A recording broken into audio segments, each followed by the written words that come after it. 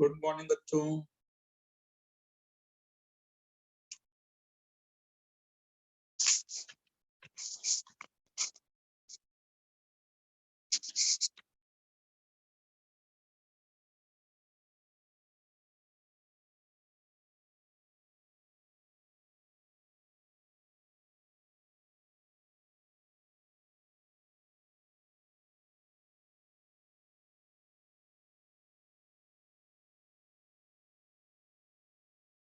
अरे 2 मिनट ही लेट हुआ हूँ यार, 2 मिनट तो चलता है भाई।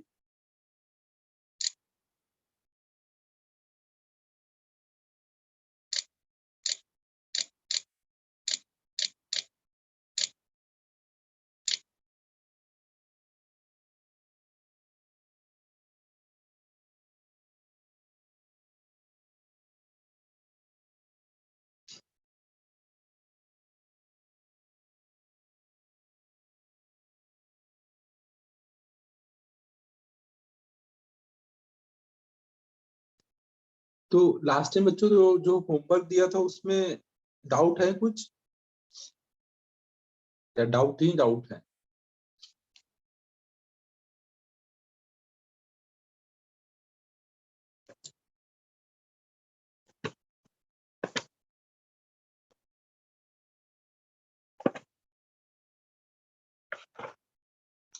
चलो फिर डाउट बताओ, पहले डाउट डिस्कस कर लेते हैं फिर आगे बढ़ते हैं।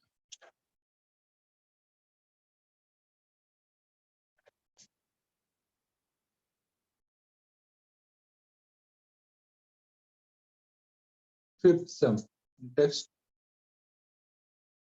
इंटेक्स 2 में बात चल रही है ना। इंटेक्स 2 का वन वन तो दिया नहीं था यार, वन तो दिया ही नहीं था।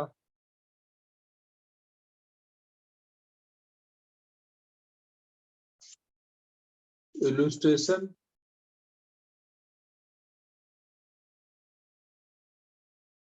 8, इलुस्ट्रेशन 8 में क्या है?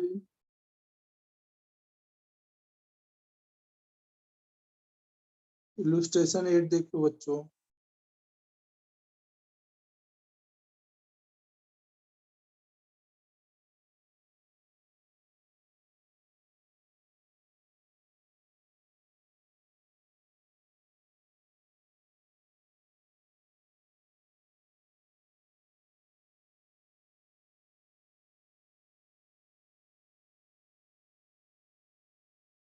इलुस्ट्रेशन 8 में देखो क्या है।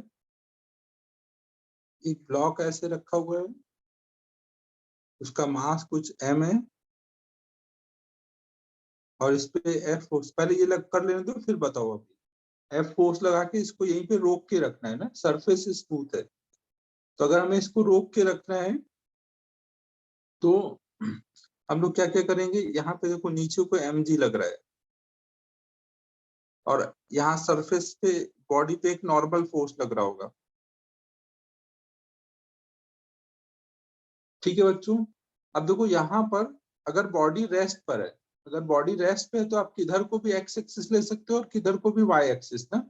आप चाहे तो इंक्लाइन प्लेन के लॉन्ग एक्स एक्सिस और ऐसे वाई एक्सिस ले लो और इसको रिजॉल्व कर लो, इंक्लाइन प्लेन के लॉन्ग और परपेंडिकुलर के लॉन्ग ना। किधर को भी एक्स और वाई ले सकते हो अगर बॉडी रेस्ट पे है। अगर बॉडी रेस्ट पे है तो जिधर भी एक्स एक्सिस लोगे उधर भी फोर्स जीरो होगा, जिधर वाई एक्सिस लोगे उधर भी फोर्स जीरो होगा। अब देखो अगर मैं हॉरिजॉन्टल में एक्स एक्सिस लूं और वर्टिकल में वाई एक्सिस, तो ये हॉरिजॉन्टल में है ये वर्टिकल में है, मुझे क्या इन दोनों को रिजॉल्व करना पड़ेगा फिर। अगर मैं एक्स और वाई ऐसे लूं हॉरिजॉन्टल और वर्टिकल में, तो इन दोनों को फिर रिजॉल्व करना पड़ेगा। जो ऑलरेडी वाई एक्सिस में है क्या उसे रिजॉल्व करने की जरूरत पड़ेगी? बच्चों जो ऑलरेडी वाई एक्सिस में क्या उसे मुझे रिजॉल्व करने की जरूरत पड़ेगी? नहीं। जो ऑलरेडी एक्स एक्सिस में है क्या उसे मुझे रिजॉल्व करने की जरूरत पड़ेगी? नहीं। केवल मुझे किसको रिजॉल्व करना पड़ेगा? एन को ना, किसको? एन, केवल एन को रिजॉल्व करना पड़ेगा।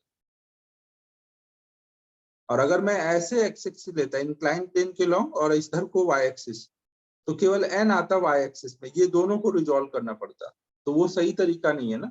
तो हम यहाँ पे क्या करेंगे, हम ऐसे इधर को एक्स एक्सिस और ऊपर को वाई एक्सिस ले लेंगे। ठीक है, अब इसको रिजॉल्व करो, ये आगे बढ़ाओ तो ये एंगल हमारा थीटा आएगा, हमने याद किया हुआ है, अगर ये एंगल थीटा है तो ये अपोजिट एंगल भी थीटा आएगा। तो एन का वर्टिकल में कंपोनेंट एन कॉस थीटा और हॉरिजॉन्टल में एन साइन थीटा।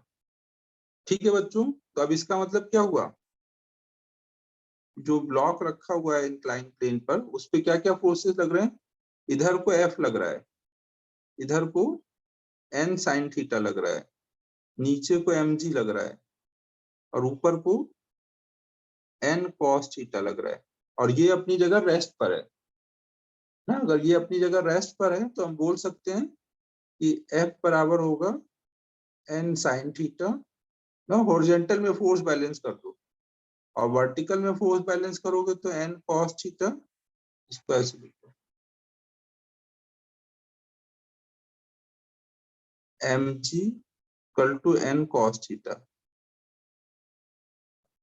दोनों इक्वेशन डिवाइड कर दो, डिवाइड करोगे तो F by M G equal to tan theta, तो इससे एफ इक्वल टू आ जाएगा एम जी टेन थीटा। समझ आया बच्चों?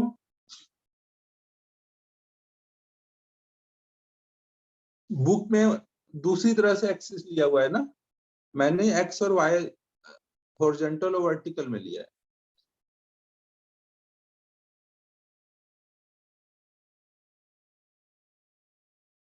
नेक्स्ट, इलुस्ट्रेशन 9 नहीं दिया था, जो होमवर्क दिया जाए वो सुना करो श्रावणी, ये नहीं कि बस जो बीच में आ गया सब लगा दिया। स्प्रिंग नहीं पढ़ा है ना, तो अभी नहीं दिया स्प्रिंग का क्वेश्चन।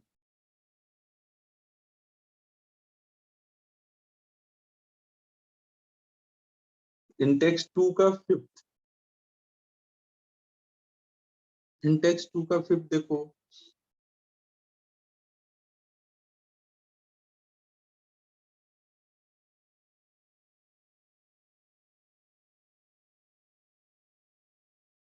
इसमें देखो क्या है, two weights are connected by a massless wire and pulled upward with a constant speed of 1 meter per second by a vertical pull P। दो ब्लॉक ऐसे दिए गए हैं,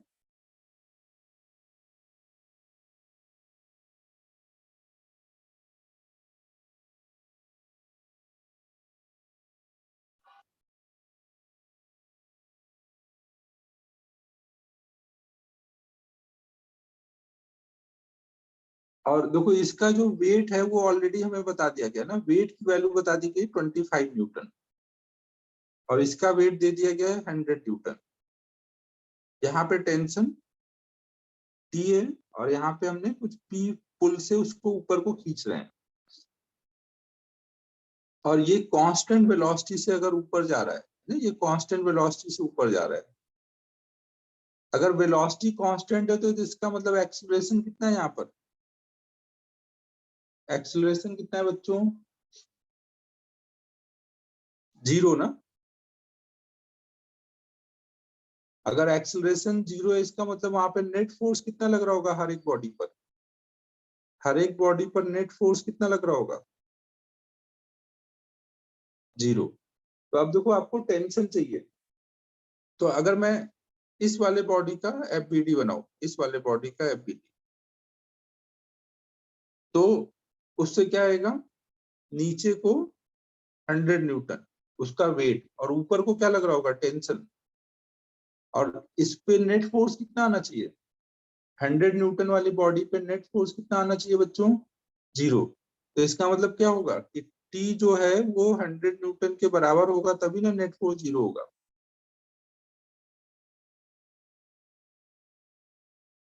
ठीक है, अब देखो इसमें ऑप्शन में पी और टी को रिलेट करना है, पी और टी को रिलेट करना है, तो उसके लिए क्या करोगे, अगर हम दोनों को एक सिस्टम पकड़ लें, इस दोनों को एक सिस्टम पकड़ लें, तो दोनों को सिस्टम पकड़ोगे तो पूरे सिस्टम पे क्या हो रहा है, 25 न्यूटन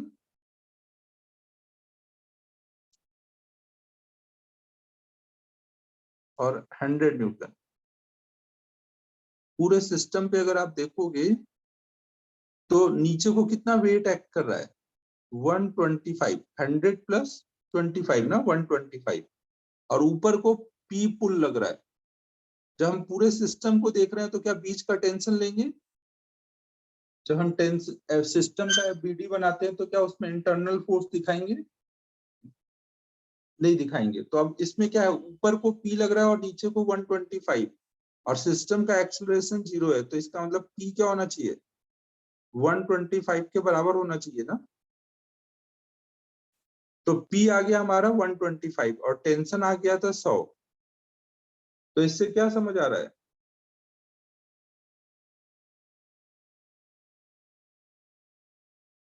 डी ऑप्शन देखो, डी ऑप्शन क्या बोला जा रहा है? अगर हम टेंशन में 25 ऐड करेंगे तो P मिलेगा ना, P इक्वल टू 100 प्लस 25, यही होगा ना 125। 100 को T लिख दो।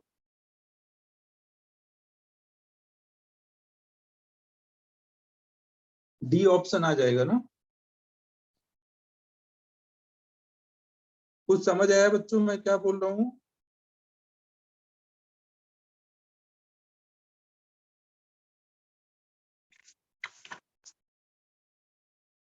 सेवेंथ देखो,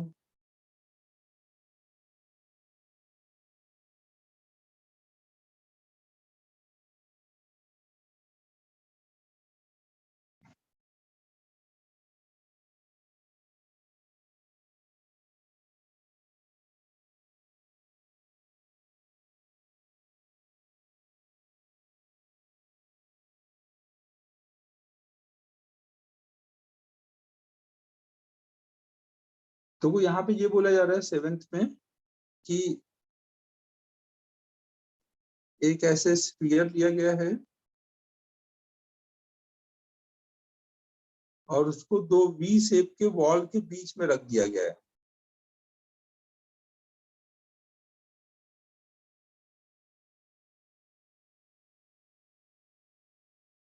ऐसे दो वी शेप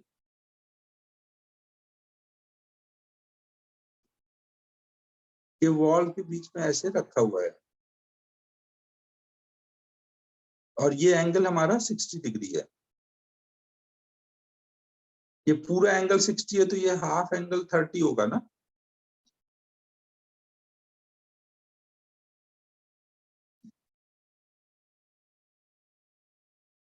और ये दोनों सिमेट्रिकल है ना, ये इधर से 30 है वर्टिकल से, ये इधर से 30 पे है।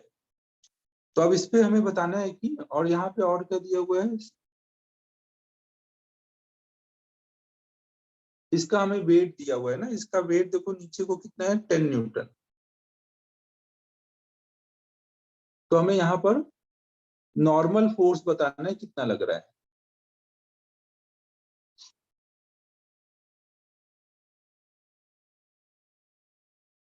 तो देखो बच्चों, एक चीज आपको पता है कि कोई भी इंक्लाइन प्लेन ले लो आप, कोई भी अगर हम इंक्लाइन प्लेन ले लें, अगर ये एंगल थीटा है तो वहां पे जो नॉर्मल लगेगा और वर्टिकल वाली लाइन आती है, इनके बीच का एंगल कितना बनता है? अगर ये थीटा हो तो ये भी एंगल थीटा आता है ना। तो मतलब नॉर्मल भी वर्टिकल से कितने एंगल पे लगता है? थीटा एंगल पे ना।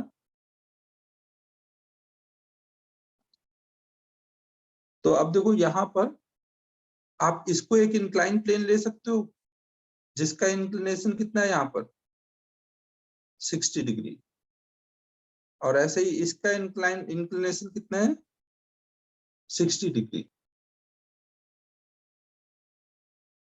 अब ए के साइड से जो नॉर्मल लग रहा होगा, ए के साइड से जो नॉर्मल लगेगा वो कहाँ से जाएगा, सेंटर से जाएगा ना। वो मान लो इसमें क्वेश्चन में ऑप्शन में आर लिखा है तो आर ए लिख दिया, आर ए ना। और वो वर्टिकल से कितने एंगल पे लगेगा, यहाँ पे जो भी नॉर्मल लगेगा ऐसे, वो वर्टिकल से कितने एंगल पे लगेगा? जो ये एंगल होगा वही ये एंगल होगा ना, वही ये आएगा। मतलब ये 60 डिग्री पे वर्टिकल से लग रहा है। सेम वे में जो इधर से नॉर्मल लगेगा उसको उठा करके इस नॉर्मल को यहाँ लगा दो समझने के लिए ना, आर बी, और ये भी कितने एंगल पे लगेगा, 60 पर। ठीक है, तो अगर हम स्फीयर का एफबीडी बनाए तो स्फीयर के मास को अगर हम एक केवल उसके सेंटर पे फोर्स दिखाएं, स्फीयर के सेंटर पे, तो क्या क्या फोर्सेस लग रहे हैं? नीचे को 10 न्यूटन, इधर से हम आर ए जा रहा है और इधर से आर बी जा रहा है, और आर ए आर बी ये सब वर्टिकल से कितने एंगल पे, 60 डिग्री पर।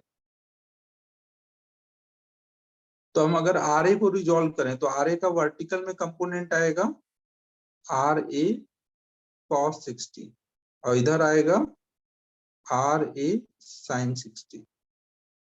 सेम वे में आर बी को रिजॉल्व करोगे तो उसका भी इधर आएगा आर बी कॉस 60, और इधर आएगा आर बी साइन 60। अब देखो एक चीज ये समझ आ रही है कि अगर स्फीयर हमारा इक्विलिब्रियम में है, स्फीयर तो इक्विलिब्रियम में है ना, तो इसका मतलब नेट फोर्स क्या होंगे, हॉरिजॉन्टल में अलग बैलेंस होंगे, वर्टिकल में अलग बैलेंस होंगे। तो इसका मतलब ये फोर्स इससे बैलेंस होगा तभी ना हॉरिजॉन्टल में फोर्सेस बैलेंस होगी।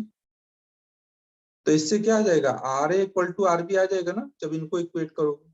अब R A equal to R B हो गया है, तो अब ये दोनों इक्वल है ना, तो ये वर्टिकल वाला फोर्स बराबर नीचे का फोर्स कर दो, तो आप बोल सकते हो कि ऊपर को लग रहा है 2 RA cos 60, R A R B add कर दिया ना, दोनों इक्वल है तो ट्वाइस हो गया है, बराबर mg ना। cos 60 मतलब 1/2, तो ये कट जाएगा, तो आर ए की वैल्यू 10 आ गई, और R A R B equal है, तो यही हमारा आर बी हो जाएगा। कुछ समझ आया बच्चों?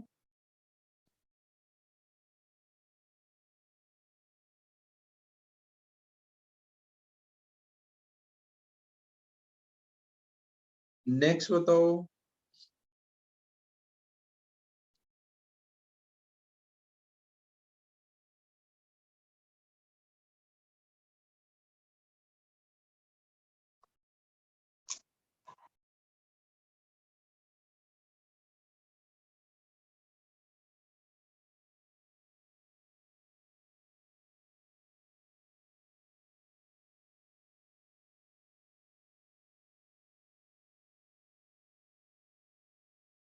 क्वेश्चन में देखो, अगर g की वैल्यू 10 दी है तो 10 लो, नहीं g की वैल्यू दी है तो 9.8 लो।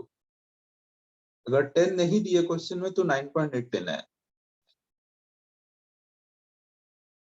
और बाकी अगर आप 10 भी ले लोगे तो आंसर आपका अप्रोक्सीमेट आ जाएगा, जो आंसर होगा उसके क्लोज। तो देख के ऑप्शन से आप गेस कर लोगे कि यही वाला होना चाहिए। आपने जी 10 लिया है तो हल्का सा फर्क पड़ जाता है, इतना तो देख के समझ आ जाता है कि क्या करना है ऑप्शन देख के।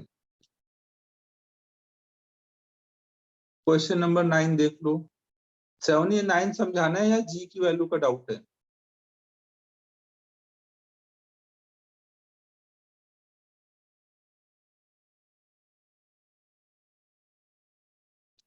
ठीक है, फिर अब आगे चलें।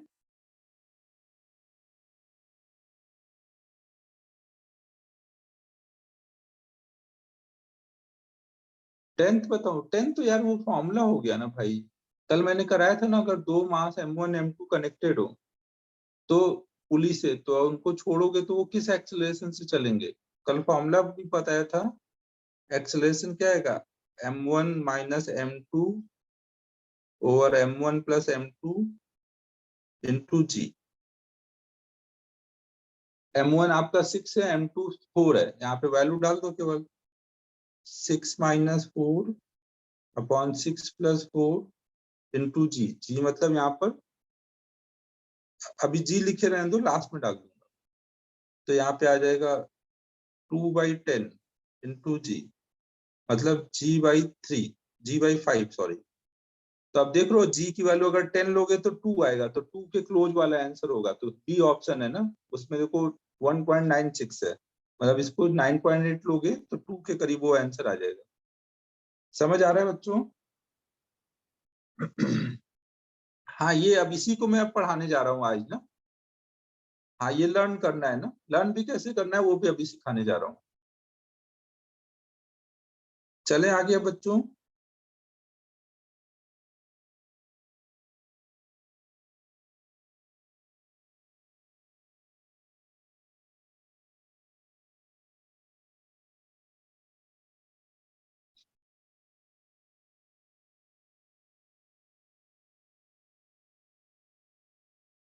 हाँ, कल का 2 को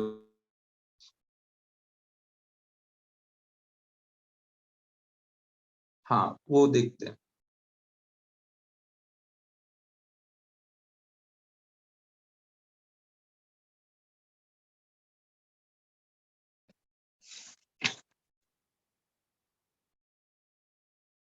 इलुस्ट्रेशन 12 का सेकंड पार्ट।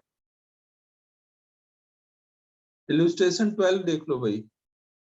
आयुष यार ऐसे मत किया कर, टाइमली बोल दिया कर।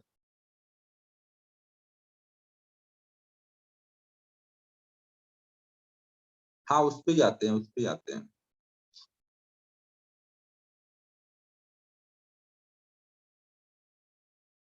क्वेश्चन नंबर, इलुस्ट्रेशन नंबर 12 देख लो भाई। इलुस्ट्रेशन 12 की जगह मैं एक क्वेश्चन करा देता हूँ, तो उससे ये क्लियर हो जाएगा। आप ये क्वेश्चन कर लो ना, फिर वो खुद ही हो जाएगा। मान लो हमारे पास स्मूथ सरफेस पे एक स्ट्रिंग पड़ी है जो कि मास वाली है। एक m मास की स्ट्रिंग है जिसकी लेंथ l है, और इसको हम F फोर्स से खींच रहे हैं। तो हमें बताना है ए बी, ए बी वाली स्ट्रिंग है, पॉइंट सी पे टेंशन बताना है। पॉइंट सी जो है ये ए पॉइंट से 1/4 लेंथ पर है।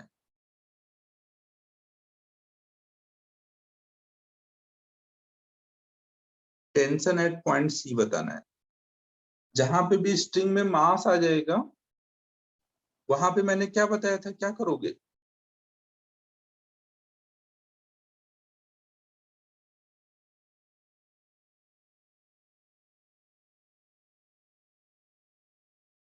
जहां पे भी स्ट्रिंग में मास आ जाएगा, वहां पे टेंशन निकालने के लिए हम लोग क्या कर देते थे, उसको कट करके वहां पे एक मासलेस स्ट्रिंग ऐड कर देते थे ना।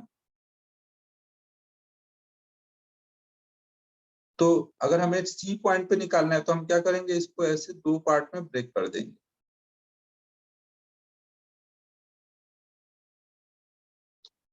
पूरे स्ट्रिंग का मास अगर m है तो l/4 लेंथ का मास कितना आएगा, m/4 आएगा ना। और इधर कितना आएगा, 3m/4।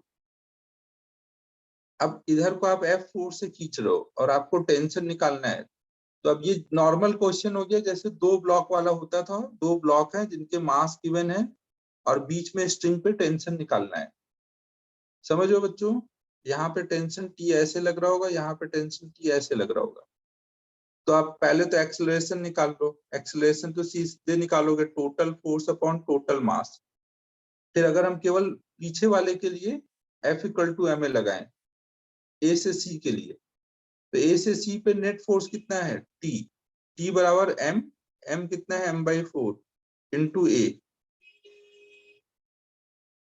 तो ये आ जाएगा F/4।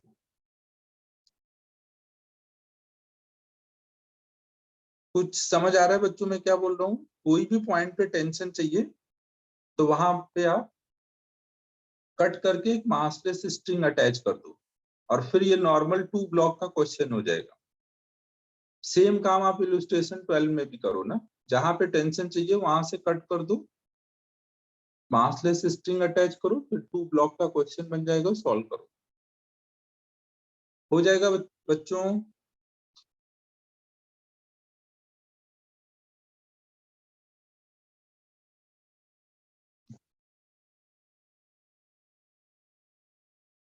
ये टी वाला नहीं समझा?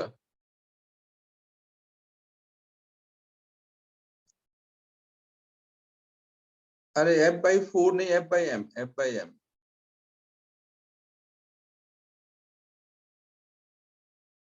m कट जाएगा, F/4 आ जाएगा। श्रेयस यही डाउट था क्या F/4 का?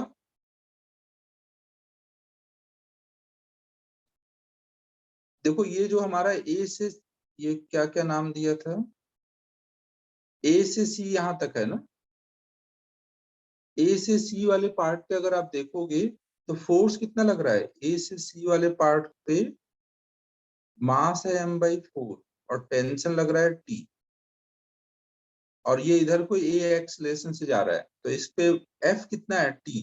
तो टी, एफ बराबर नेट फोर्स बराबर एम, इसका मास इनटू एक्सेलरेशन किया है। फिर एफ की वैल्यू, ए की वैल्यू हमने ऊपर से निकाली हुई है ना। ए कैसे निकालोगे, पूरी बॉडी पर फोर्स पता है ना, पूरी बॉडी पे फोर्स पता है, तो पूरी बॉडी का एक्सेलरेशन निकाल लोगे, वही हर पॉइंट का एक्सेलरेशन होगा ना। बच्चों को समझ आ रहा है मैं क्या बोल रहा हूँ?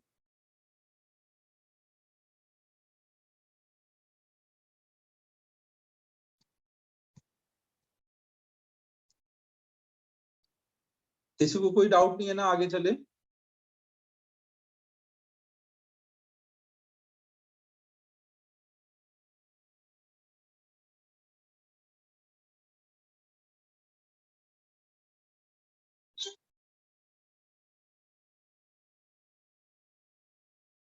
हाँ, अगर कोई पॉइंट रोप का मास है तो उसके डिफरेंट डिफरेंट पॉइंट पे टेंशन अलग अलग हो सकता है, लेकिन अगर वो मासलेस है, तो उसके हर पॉइंट का टेंशन सेम होगा। मास में टेंशन सेम हो भी सकता है, नहीं भी हो सकता है।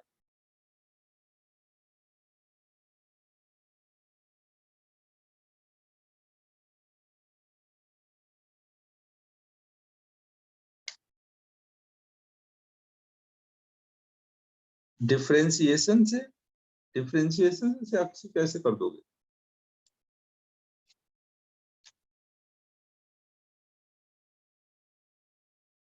श्रावणी अनम्यूट करो।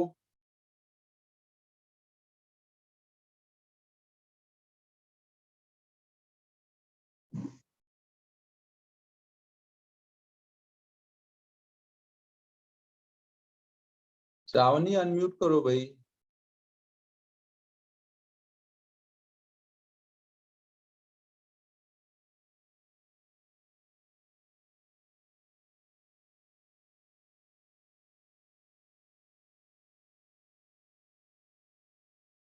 ये क्वेश्चन तुझे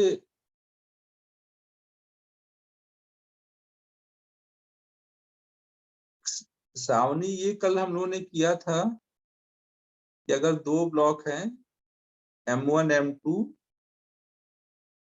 और इसको हम F4 से खींच रहे हैं, तो A निकालना और T निकालना। ये समझ आया है क्या तुझे? श्रेयस ने आज सही जगह एकदम कमेंट दिया है। श्रावणी बहुत बोलती है श्रेयस को ना, साफ बराबर कर दिया जिसने। ये मीटिंग में ही नहीं है श्रावणी।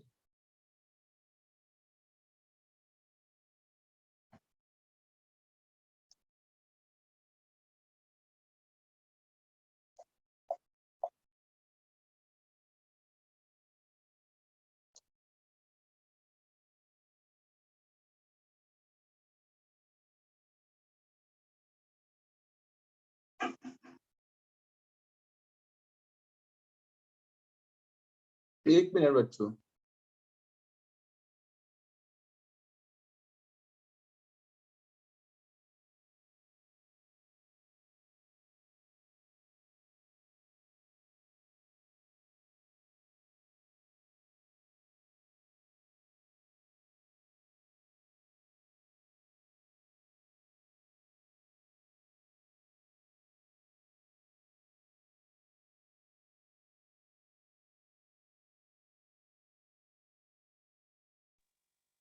हेलो। तो बच्चों देखो यहाँ पर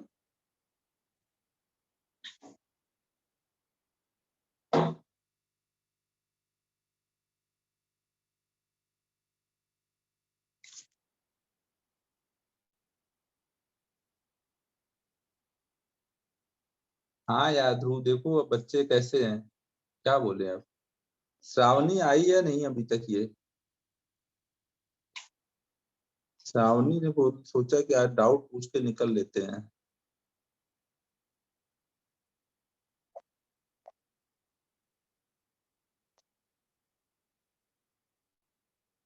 श्रावणी दिखे नहीं है तो करे कोई समझा देते हैं, श्रावणी को ही।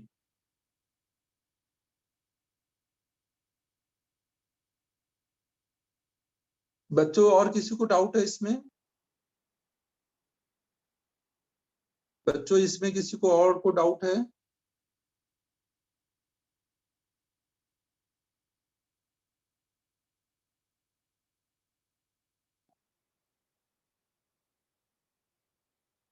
अबे श्रेयस यार, ये क्या क्वेश्चन पूछ रहा है? जो एक दो रह जाते हैं ये श्रेयस पूछ के बराबर कर देगा। शिरडी से डाउट आया है, बताना ही पड़ेगा भैया। देखो भाई, साईं बाबा का भक्त है, इसको हम इग्नोर नहीं कर सकते। देखो क्वेश्चन नंबर 6 में क्या है।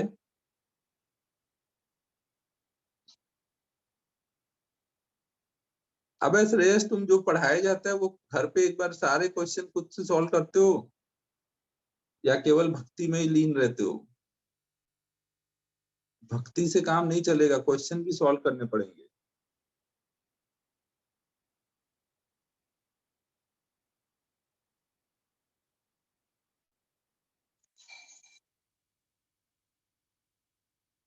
श्रेयस कुछ बोलोगे?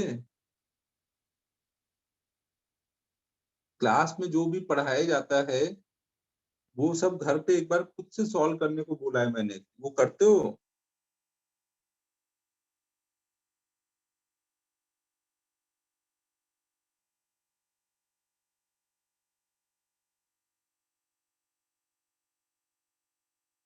ना, अब ये सब क्वेश्चन यार अगर पूछोगे तो मेरा तो विश्वास ही उठ जाएगा पढ़ाने से, कि क्या पढ़ाऊं, बच्चे कुछ समझ ही नहीं पा रहे हैं। तो देखो यहाँ पे ये 45 डिग्री एंगल दिया है, ये 90 डिग्री है। हमें यहाँ पर क्या निकालना है? टेंशन इन स्ट्रिंग बी, हमें इस स्ट्रिंग में टेंशन निकालना है। एक तो ये ना तो कैमरा इसका सही चलता है, ना तो माइक सही चलता है, बस इसका टाइपिंग ही सही चलता है। आज तो फेस दिखाई दो तुमने यार, आज भी तुमने ऐसा काम किया है कि तुम्हें फेस दिखाना बनता है।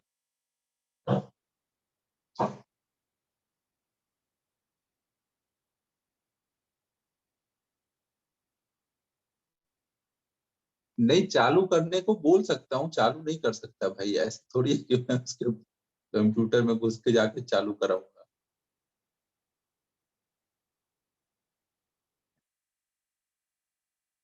तो देखो बच्चों, अब यहाँ पे क्या होगा, इस वाले अगर मास को देखोगे तो इसके नीचे को इसका वेट एक्ट कर रहा है, मास इंटू जी, और यहाँ पे ऊपर को टेंशन टी ए लग रहा होगा ना। अब अगर यहाँ पे टेंशन टी ए, तो पूरे स्ट्रिंग में टेंशन टी ए होगा ना, तो इस एंड पे वो क्या कर रहा होगा, नीचे को टेंशन लगा रहा होगा ना। अगर स्ट्रिंग में टेंशन टीबी है तो इधर को टेंशन टीबी लग रहा होगा, और इधर वाली स्ट्रिंग में टेंशन टीसी है तो इधर को टीसी लग रहा होगा। हाँ, तो इस पॉइंट पे तीन टेंशन लग रहे हैं, टीबी, टी ए और टीसी। अब ये टेंशन लगाना आता है ना सभी को। कोई भी स्ट्रिंग है, कोई भी स्ट्रिंग के दोनों एंड पे ऐसे अंदर को टेंशन लगाओगे ना, इस स्ट्रिंग में इधर को और इधर को, ये वाला टेंशन वॉल पे लग रहा है। अगर वॉल पे फोर्स पूछा जाएगा तब ये वाला बताएंगे, अभी हमें यहाँ पे चाहिए था। और इस स्ट्रिंग में इधर को और इधर को, ये वाला टेंशन यहाँ सीलिंग पे लग रहा है। तो हमने ये टेंशन लिखा लिया, अब इनको रिजॉल्व करो और सॉल्व कर दो। टीए पता है, हाँ टीए पता, और ये एंगल पता है आपको 45 डिग्री। तो टीसी का इधर कंपोनेंट आ जाएगा टीसी कॉस 45, मतलब टीसी बाई रूट टू। इधर आ जाएगा टीसी साइन 45, मतलब टीसी बाई रूट टू। अब टीए पता है, तो इनको और इनको बैलेंस करोगे तो टीसी आ जाएगा। टीसी आने के बाद इनको और इनको बैलेंस कर दो, टीसी पता है तो टीबी आ जाएगा। समझो बच्चों, समझ आ रहा है मैं क्या बोल रहा हूँ?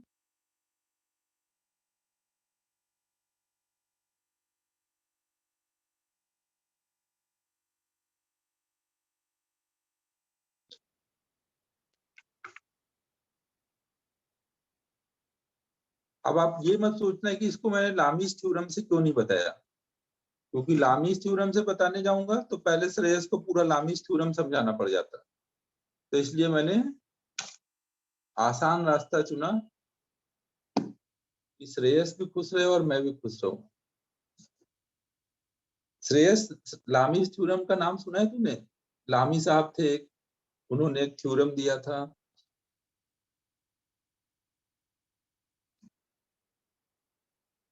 Very good, very good. तो उसको सुन के ही नहीं रखना है, उसको कभी कभी यूज भी कर लेना है।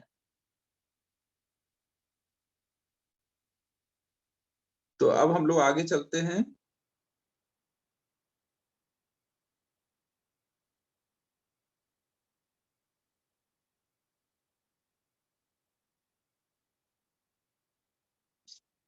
तो अब देखो बच्चों यहाँ पर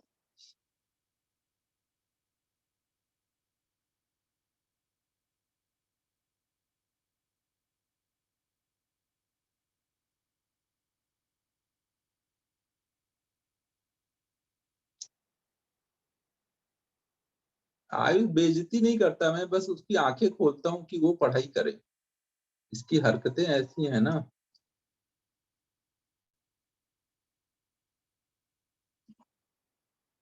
अब यार तू छोटे बच्चे बोलेगा तो क्या करें यार, फाइन लगाना ही पड़ेगा।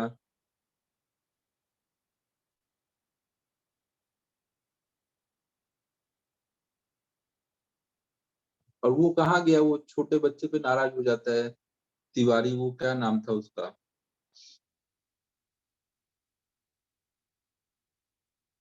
सानिध्य। सानिध्य आता नहीं है क्लास केवल इसके चक्कर से।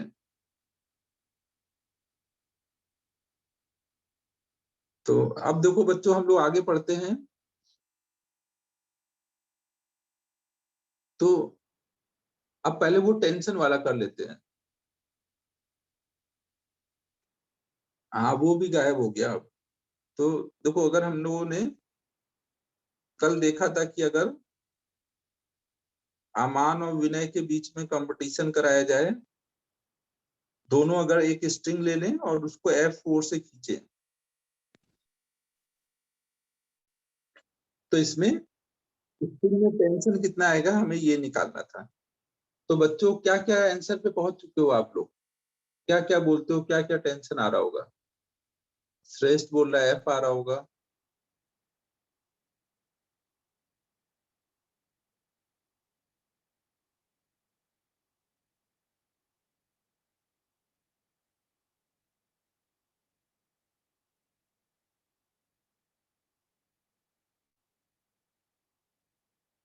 F आ रहा होगा, सारे बच्चे बोल रहे हैं F आ रहा है। तो अब देखो बच्चों यहाँ पे क्या है, इसको थोड़ा सा हम लोग, हाँ तो यार अमान और विनय एग्जैक्टली सेम थोड़ी है, थोड़ा डिफरेंस है उन लोगों में। तो डिफरेंस का ध्यान रखा है मैंने।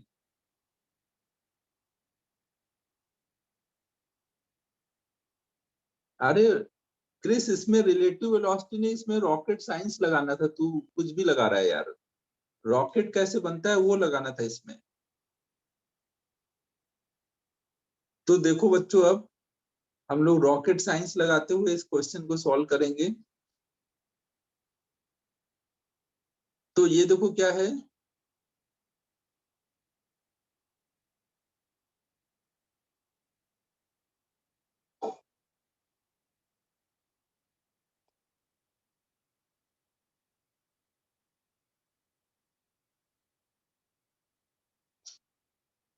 नहीं दिया, वो कुछ भी हो सकती है, मासलेस हो या मास वाली, दोनों चलेगा।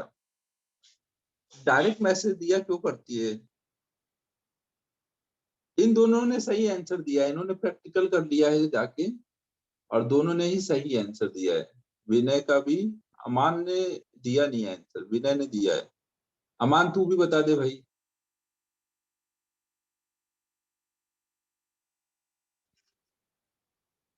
तो अब देखो बच्चों इसी को मैं थोड़ा सा और सिंपल करता हूँ।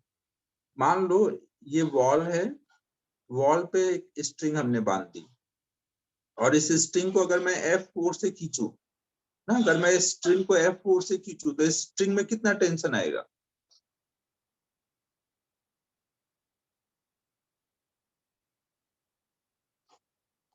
अबे टी आंसर देने वालों, टी की वैल्यू बतानी है, टी टेंशन आएगा, ये मत बोलो।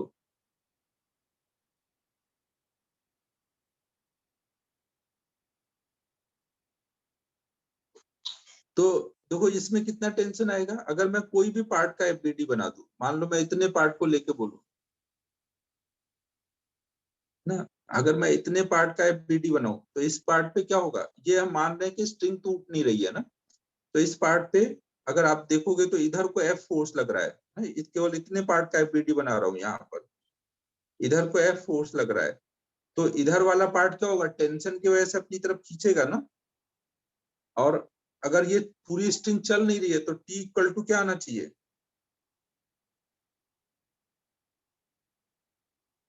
ये बात सबको क्लियर है।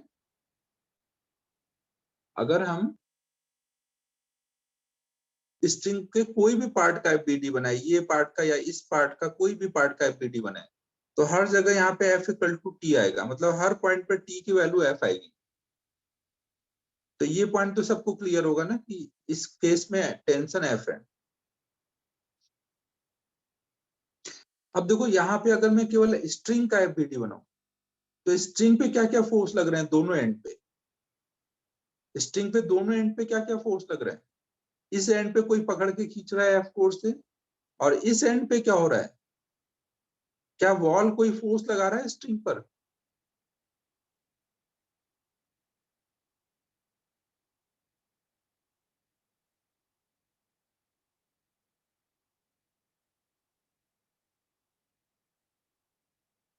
लैग आ गया क्या।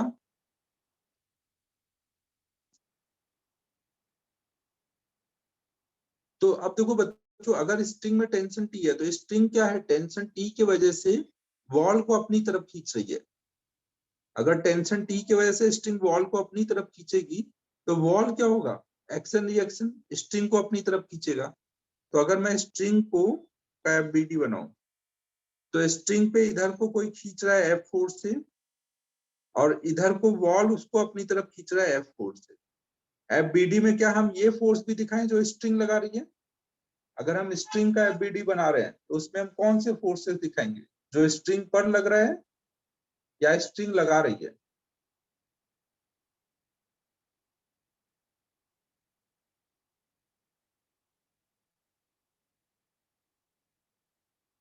कोई भी बॉडी के एफबीडी में हम कौन सा फोर्स लगाते हैं, जो उस पे लग रहा है ना, जो वो लगा रही है वो नहीं दिखाते, एक्सटर्नल वाले जो भी फोर्सेस लग रहे हैं। तो यहाँ पे क्या हो रहा है, तो यहाँ पर क्या हो रहा है, स्ट्रिंग पे इधर को कोई पर्सन खींच रहा है वो फोर्स, और इधर से वॉल खींच रहा है वो फोर्स। वॉल का फोर्स सबको क्लियर है ना, यहाँ पे स्ट्रिंग वॉल को टेंशन को ऐसे खींच रही है, तो एक्शन रिएक्शन वॉल स्ट्रिंग को अपनी तरफ खींचेगा ना। तो हमने ये दोनों फोर्स दिखाए हैं। समझ आया बच्चों। तो अगर स्ट्रिंग को दोनों एंड पे खींचा जाए, अगर स्ट्रिंग को दोनों एंड पे एफ फोर्स से खींचा जाए, तो इसमें टेंशन कितना डेवलप हो रहा है, एफ डेवलप हो रहा है ना। नहीं, ये सेम ही क्वेश्चन है वो, बस वहां वॉल का काम अमान को दे दिया गया था ना, जब दो लोग इसको पकड़ के खींच रहे हैं।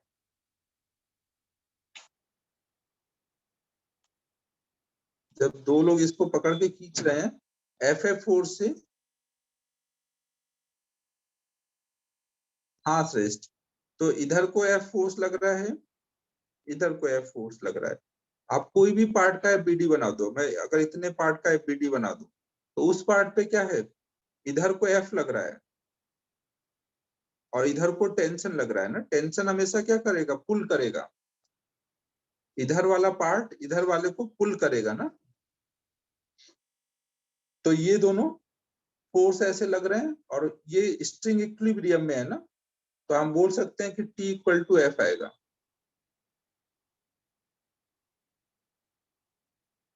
ये पॉइंट सबको क्लियर हो गया है।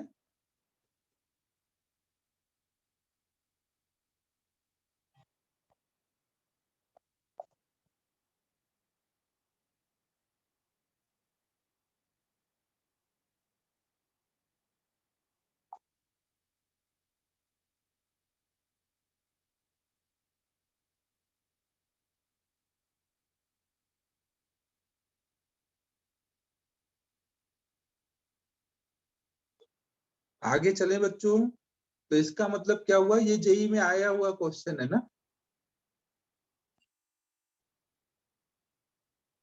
नेक्स्ट वीक में, यार नेक्स्ट वीक में, नेक्स्ट वीक कब तक रहेगा, नेक्स्ट वीक कब खत्म हो रहा है। डेट क्या रहेगी नेक्स्ट वीक के खत्म होने की? हाँ इसीलिए पूछ रहा हूँ ना, एमटी को यार नेक्स्ट वीक के 2-3 दिन बाद रखता हूँ, या तो ना नेक्स्ट वीक तक तो क्लास लगानी पड़ेगी। 8th को फ्राइडे है ना, तो 8th के बाद 2-3 दिन छुट्टी दे करके फिर एमटी लगा दूंगा, 1-2 दिन आगे कर दूंगा।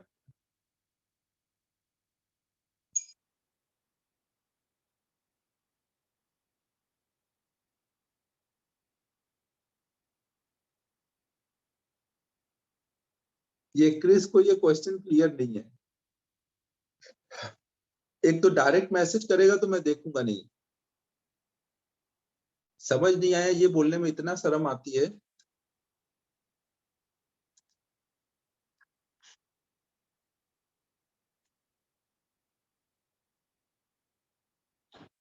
अनम्यूट करो, अनम्यूट करो भाई क्रिस। हेलो। हाँ ये बता, अगर मैं केवल इतने स्ट्रिंग को देखूं तो इस स्ट्रिंग पे क्या क्या फोर्सेस लग रहे होंगे? राइट राइट साइड में में, एफ और हाँ, लेफ्ट और साइड लेफ्ट साइड में टी। टी ना। हाँ टी कौन लगा रहा है? इधर वाली स्ट्रिंग लगा रही होगी ना। हाँ। और ये वाली स्ट्रिंग जब किसी को भी, कोई भी स्ट्रिंग टेंशन की वजह से फोर्स लगाती है तो कैसे लगाती है? खींचती है या धक्का देती है? खींचती है। तो ये वाली स्ट्रिंग क्या होगी, इसको अपनी तरफ खींचेगी ना टी फोर्स से। हाँ और ये सर। पूरी स्ट्रिंग क्या है, रेस्ट पे या चल रही है? अगर दोनों एंड पे एफ फोर्स लग रहा है तो ये स्ट्रिंग चल रही है या रेस्ट पर है? रेस्ट पर है। अगर पूरी स्ट्रिंग रेस्ट पे है तो इसका पार्ट, इतना पार्ट रेस्ट पे है या चल रहा है? रेस्ट पे।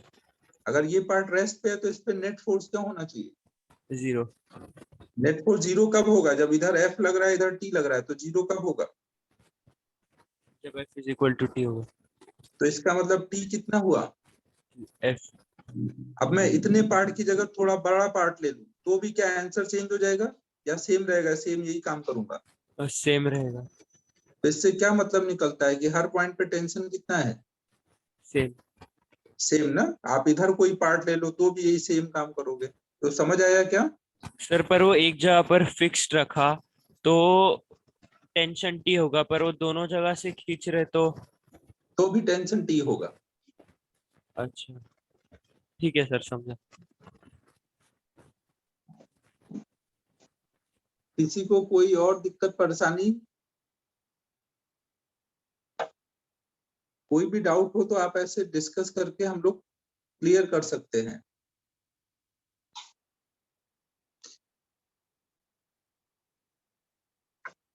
तो अब जो कल एक और क्वेश्चन दिया था वो करते हैं। वेरी गुड क्रिस, सीखना है तो शर्म छोड़नी पड़ेगी भाई। सीखने में अगर आप शर्माते रहोगे तो सीख नहीं सकते। तो देखो बच्चों, अब क्या है,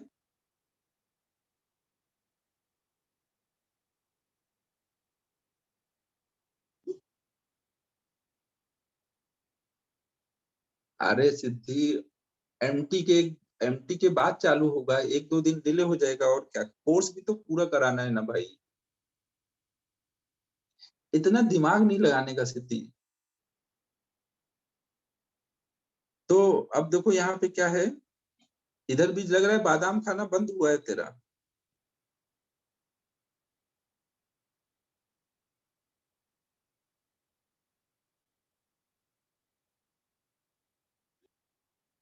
देखो यहाँ पर 12 तारीख को क्या हो रहा है भाई? 12 तारीख को ऐसा क्या है ऋतुजा?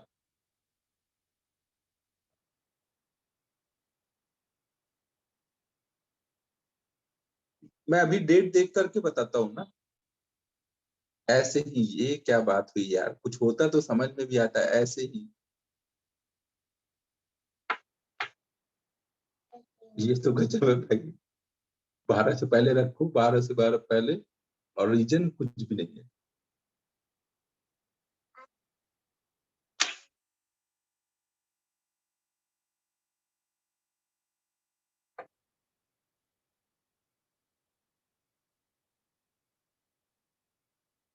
वही हम भी लग रहा था कि यार कुछ अच्छा रीजन होगा तो एक बार सुन लिया जाएगा यार। अब ऐसे कोई अगर बोलेगा कि कोई रीजन नहीं है ये काम कर दो तो क्यों करे भाई, नहीं करेंगे।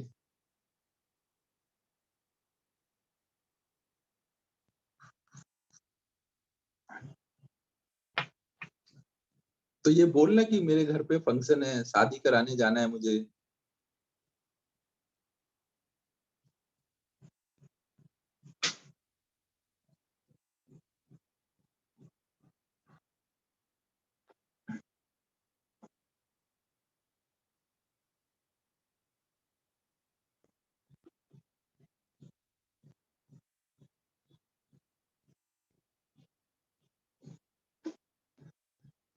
श्रेयस की सब खिंचाई करते हैं और श्रेयस के बोलते ही सब उस पर फिर से खिंचाई शुरू कर देते हैं। श्रेयस कोई की खिंचाई नहीं कर पाता यार, बहुत नाइंसाफी है ये श्रेयस के साथ। तो अब देखो बच्चों यहाँ पे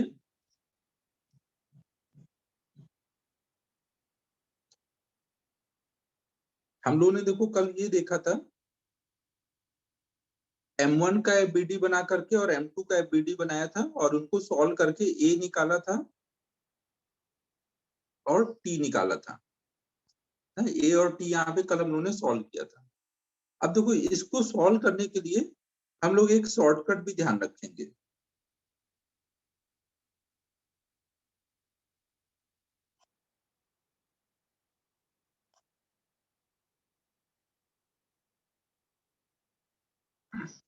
ऋतुजा जाने दे भाई, तू क्यों श्रेयस को पीटने में लगी हुई है। श्रेयस तो ऐसे ही थोड़ा बहुत हम लोग मजाक कर लेते हैं, श्रेयस बच्चा शरीफ है। तो देखो यहाँ पर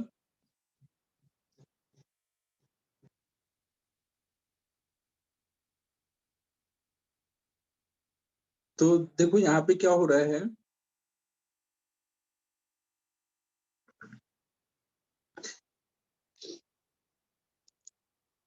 देखो हमने ये बोला था कि हम दोनों पे एक सिस्टम नहीं पकड़ सकते ना। सिस्टम पकड़ने के लिए अगर दोनों एक ही डायरेक्शन में एक्सेलरेट कर रहे होंगे तो ही बेटर होता है। श्रेष्ठ मैं वहीं आ रहा हूँ, श्रेष्ठ थोड़ा माहौल बनाने दे भाई।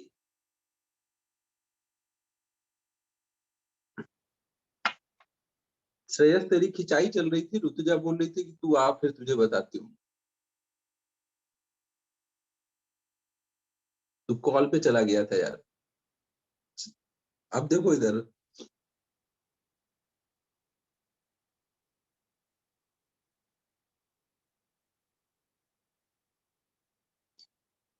वो बताएगी कि ये प्रॉब्लम कैसे करना है, तू प्रॉब्लम सुन नहीं रहा है ना, टाइम वेस्ट कर देता है। तो इधर देखो अब, तो यहाँ पे क्या है, यहाँ पे देखो बच्चों, इन दोनों को हम सिस्टम नहीं ले सकते लेकिन शॉर्टकट में मैं कुछ भी कर सकता हूँ ना।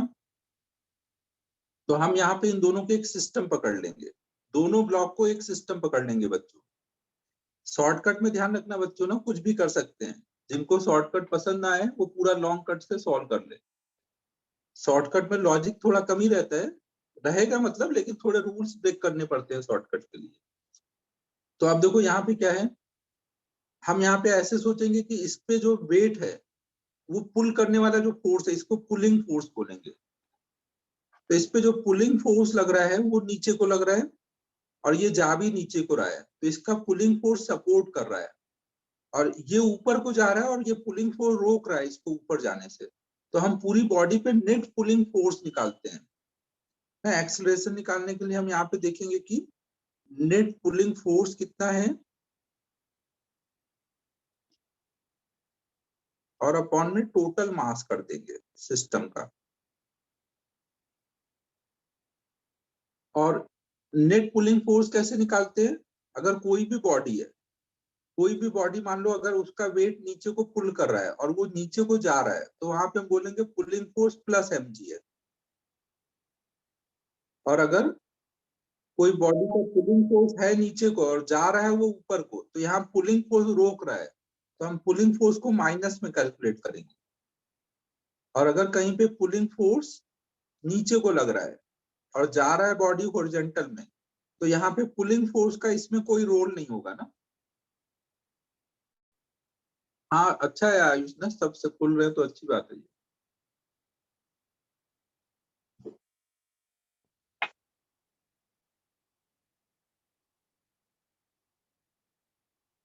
अबे आयुष ये दो दो मैसेज क्या कॉपी कर रहे हो?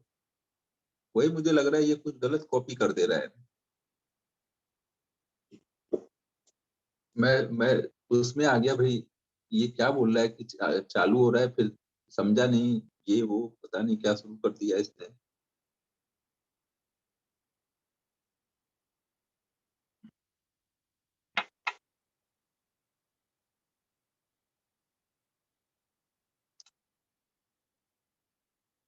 अबे ध्रुव कोई भी गलती करे तो श्रेयस को थोड़ी बोलोगे यार, ये तो आयुष ने किया ना यार। ये तो गलत बात है कि कोई भी गलती करे सब श्रेयस को ही बोलने वाले हो।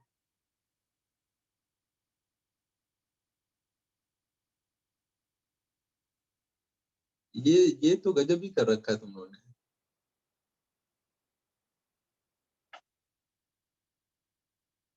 अच्छा वो ग्रामर सही कर रहा था वो तो।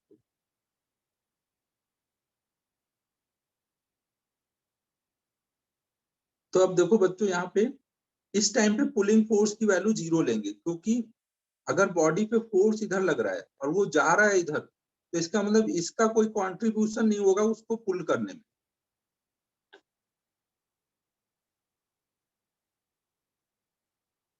जाने दे श्रेयस यार, ये सब थोड़े से नॉर्मल स्कूल के पढ़े हुए हैं, तेरे से कम्पीट नहीं कर पाएंगे, इग्नोर कर इनको। श्रेयस जाने दे, बच्चों को माफ कर देते हैं। अब आगे चलो बच्चों। ये बात समझ आई बच्चों मैं क्या बोल रहा हूँ? कोई भी बॉडी पे अगर कोई फोर्स लग रहा है इधर को और बॉडी उधर को जा रही है, तो इसका मतलब बोलोगे ये फोर्स का पॉजिटिव रोल है उसको मूव कराने में। अगर बॉडी ऊपर जा रही है फोर्स नीचे लग रहा है तो वो रोकने का काम करेगी, तो उसको माइनस में काउंट करोगे। और अगर बॉडी हॉरिजॉन्टल में जा रही है फोर्स वर्टिकल में लग रहा है, तो इस फोर्स का कोई रोल नहीं है, तो उसको जीरो काउंट करोगे।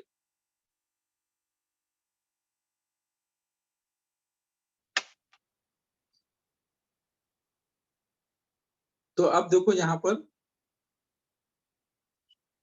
अब जैसे इस केस में अगर हम पूरी बॉडी पे नेट पुलिंग फोर्स निकालें तो हम क्या बोलेंगे? ये वाली बॉडी नीचे को जा रही है और इस पे जो ये फोर्स लग रहा है वो भी नीचे को है, तो इसको हम प्लस में काउंट करेंगे। और इस पे देखो, ये बॉडी जा रही है ऊपर को और इस पे फोर्स नीचे लग रहा है, तो ये माइनस में काउंट होगा क्योंकि ये सिस्टम को रोकने का काम कर रहा है। तो नेट पुलिंग फोर्स कितना आ जाएगा? Plus m1g minus m2g upon में टोटल मास ऑफ सिस्टम। कुछ समझ आ रहा है बच्चों मैं क्या बोल रहा हूँ?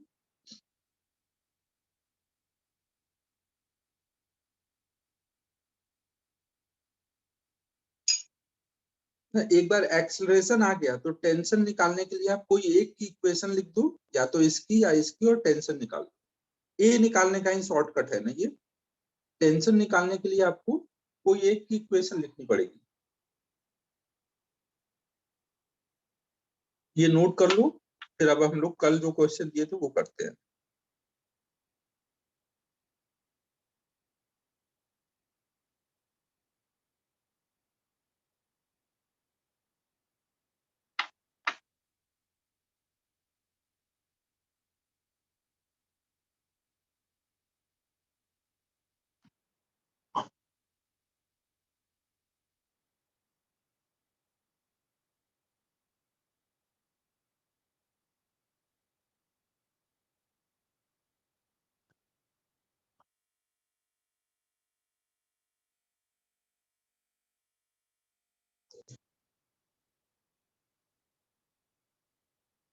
अब देखो ये क्या है, कल मैंने ये क्वेश्चन दिया था कि कोई टेबल है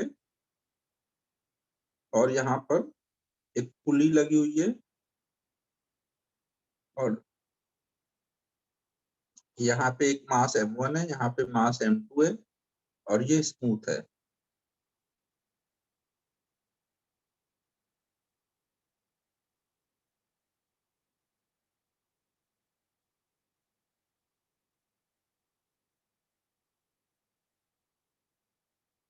सिद्धि डायरेक्ट मैसेज करेगी तो मैं देखूंगा नहीं मैसेज।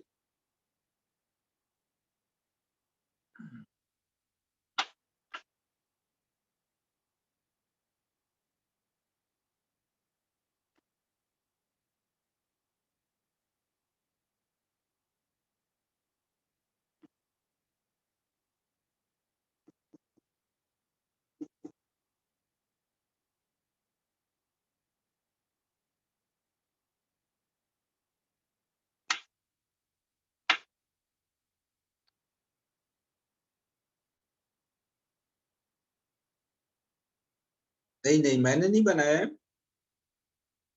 इसमें एक्चुअल में बनाने जैसा है नहीं कुछ ज्यादा। ये तो अभी बहुत सारे बुक्स में है।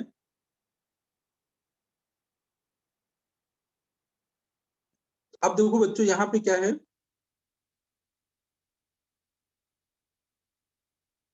कि इस पे अगर आप देखोगे तो इस पे क्या हो रहा होगा, ये जब ऐसे छोड़ोगे तो ये नीचे जाएगा और ये इधर जाएगा।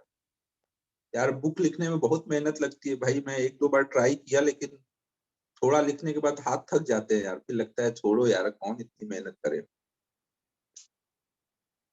तो अब देखो यहाँ पे क्या हो रहा होगा, नीचे को M1G लग रहा है। यार टाइप करना तो और बोरिंग काम लगता है यार, सिंबल उम्बल टाइप करो, ये फिगर बनाओ, उसमें तो जो काम 5 मिनट का है लिखने में वो पता चले 50 मिनट में होगा। ट्राई किया है यार, मेरे पास कंटेंट सब रेडी है लेकिन लिखने का बस प्रॉब्लम है, लिखूं कैसे। यार वो सिंबल वगैरह रहते हैं ना, सब सिंबल है, न्यूमेरिकल वैल्यू है, कैसे हो पाएगा वो। ये प्रॉब्लम मेरी सॉर्ट आउट नहीं हो रही कि लिखूं कैसे इस चीज को। और जिस स्पीड से लिखता हूँ उसे लगता है कि 2-3 साल तक लिखता ही रहूंगा।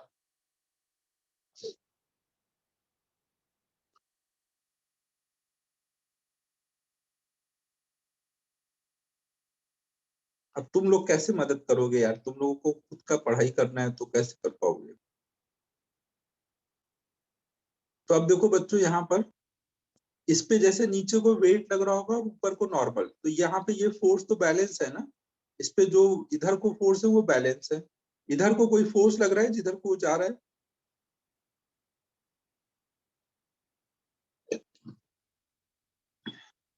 क्या जेई देने के बाद तू जेई में चला जाएगा पढ़ने के लिए यार, कैसे लिखेगा मेरी बुक। अगर वहां जाने के बाद भी लिखने का मन होगा तो मैं बता दूंगा, तू लिख दे मेरी बुक।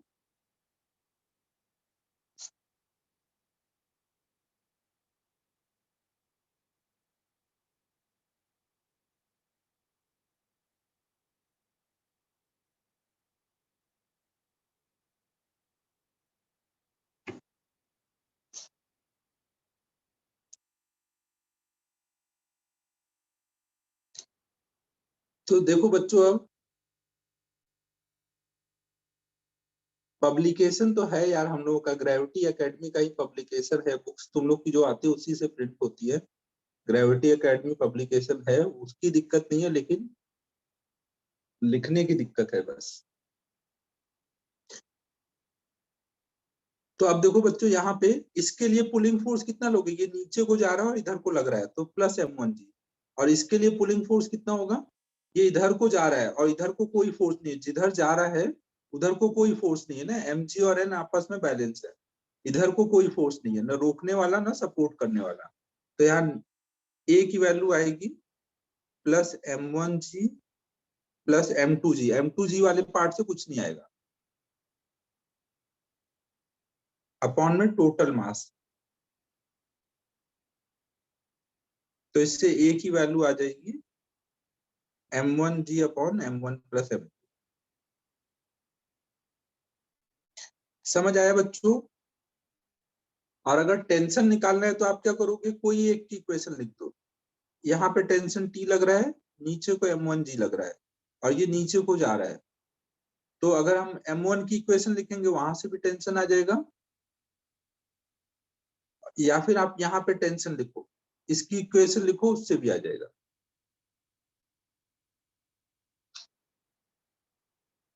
बच्चों अब मैं पढ़ा रहा हूँ उस पे फोकस करो, लड़ाई पे फोकस नहीं करो। इस पे अगर हम इसकी इक्वेशन लिखे तो इस पे केवल टेंशन लग रहा है ना, टेंशन बराबर m इंटू ए कर देंगे, तो T बराबर आ जाएगा m2 इंटू ए की वैल्यू ऊपर से डाल दोगे तो टेंशन आ जाएगा।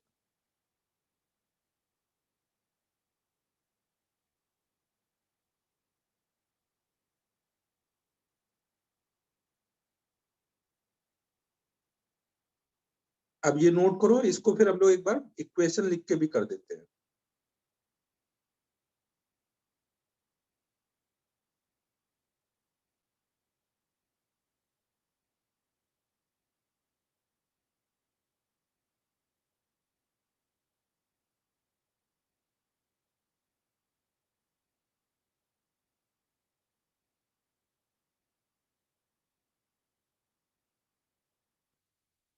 क्रिस, ये डायरेक्ट मैसेज मुझे दिख नहीं रहा है।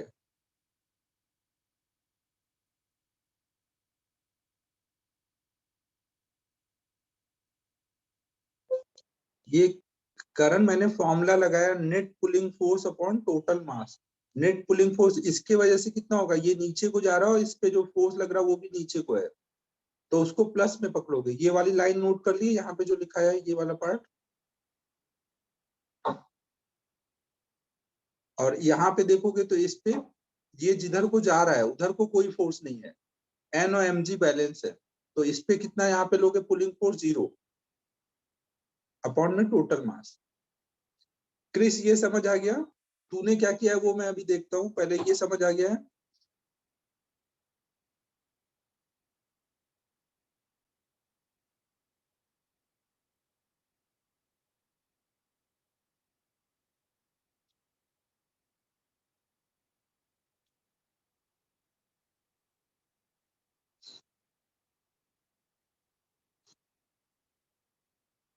तो अब देखो बच्चों, यहाँ पे अगर हम लोग इक्वेशन लिख के करते तो हम लोग यहाँ पे क्या क्या लिखते, नॉर्मल तरीके से करते तो क्या क्या होता।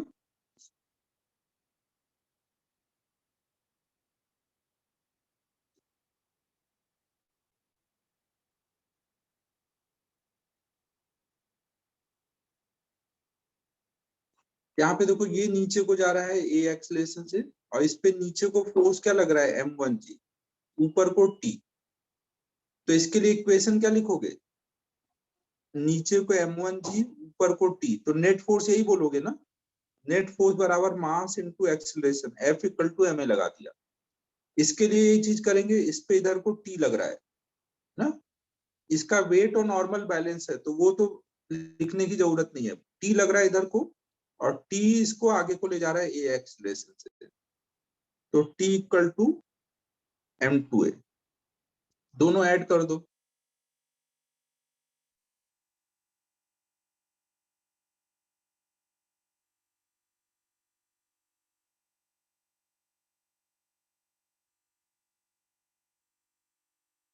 समझ आया क्रिस? तुझे समझ आया? केवल फॉर्मूला नहीं लगाना है, दिमाग भी लगाना है। केवल फॉर्मूला नहीं लगाना है, दिमाग भी लगाना है कि फोर्सेस कौन कौन से लग रहे हैं।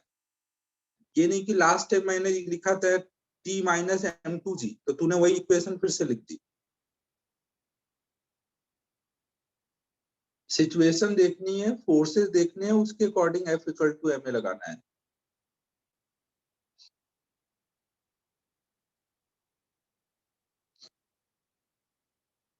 बीच बीच में दिमाग चलाना रोक देता है तू, रट्टाफिकेशन से काम नहीं चलेगा, दिमाग ओपन रख, चलाता रहे उसको।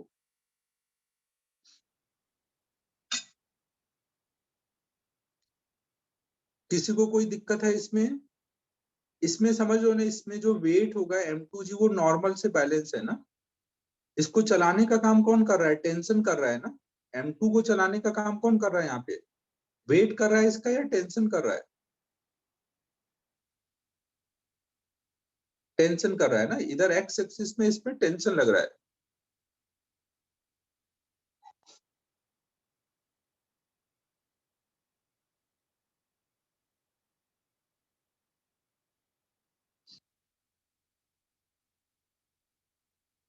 अब है समर्थ, कब लिखोगे तुम? रसना पी पी करके आराम से लिखने में लगे हुए हो।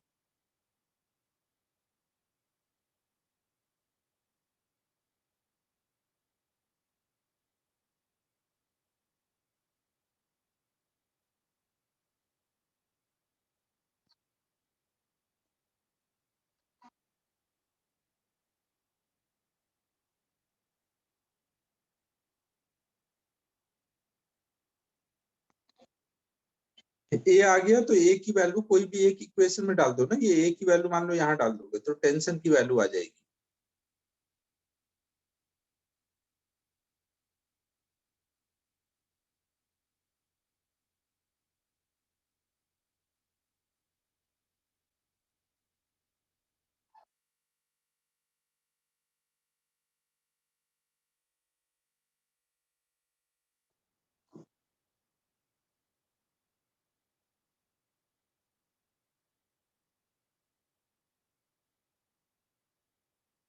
ठीक है बच्चों, तो शॉर्टकट भी समझ आ गया है और ऐसे भी हो गया ना।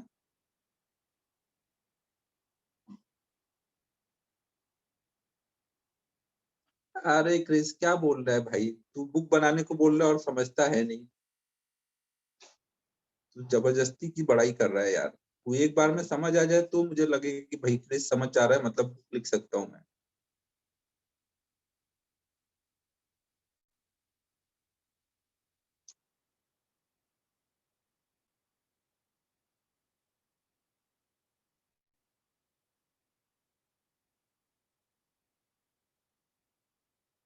ये देखो अब,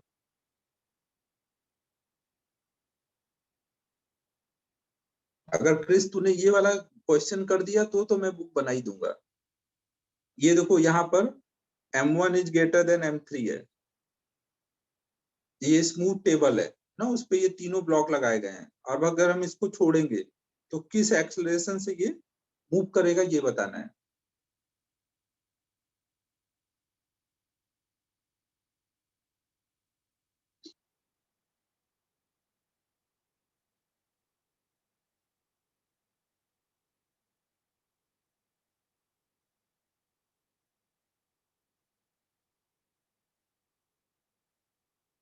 दिमाग चलाना क्रिस, ये नहीं कि ऐसी बस इक्वेशन लिख दिया।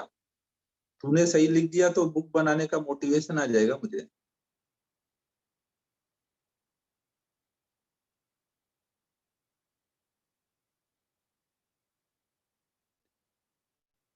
आयुष यार डायरेक्ट मैसेज नहीं चलेगा।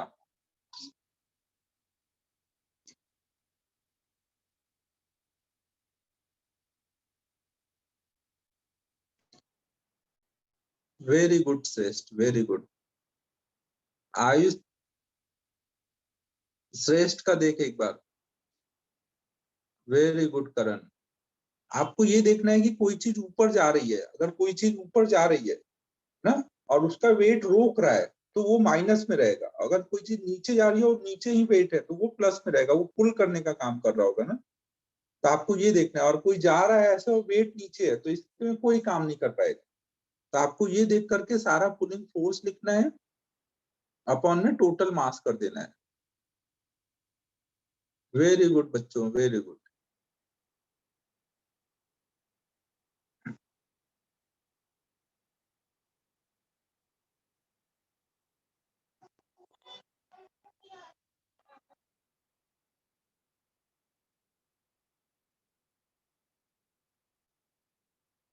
क्रिस ने नहीं बताया यार, सारा जिम्मेदारी क्रिस को दिया गया था। क्रिस की वजह से ही डिसाइड होगा।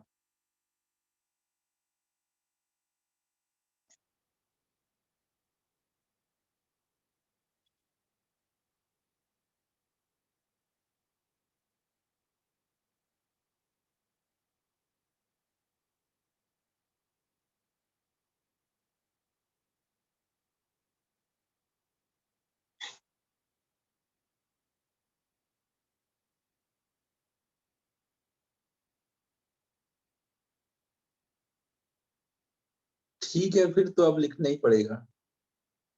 अब बस यही देखना पड़ेगा कि लिखेगा कौन। आयुष से उम्मीदें हैं मुझे, आयुष बोल रहा है कि वो लिखेगा, तो देखता हूँ आयुष जब फ्री हो जाएगा तब आयुष को काम सौंपूंगा। तो अब देखो यहाँ पर, ये देखो क्या हो रहा होगा। M1 अगर हैवी और M3 लाइट है तो यहाँ पे क्या हो रहा होगा, ये M1 वाला पार्ट नीचे जाएगा, ये वाला इधर को आएगा और ये वाला ऊपर जाएगा ना, ऐसे चल रहा होगा। तो अब हम जब पुलिंग फोर्स लिखेंगे तो M1 की वजह से पुलिंग फोर्स कितना होगा, प्लस M1G। क्योंकि ये M1 वाला जिधर को जा रहा है ना, उधर कोई उसका वेट लग रहा है तो वो पुल करने का काम कर रहा है, प्लस में है। और यहाँ पर M2 पे देखोगे तो नॉर्मल और M2G बैलेंस है ना, कोई फोर्स नहीं है इधर के डायरेक्शन में जो पुल करे या रोके, ना तो खींचने वाला कोई है ना रोकने वाला कोई है।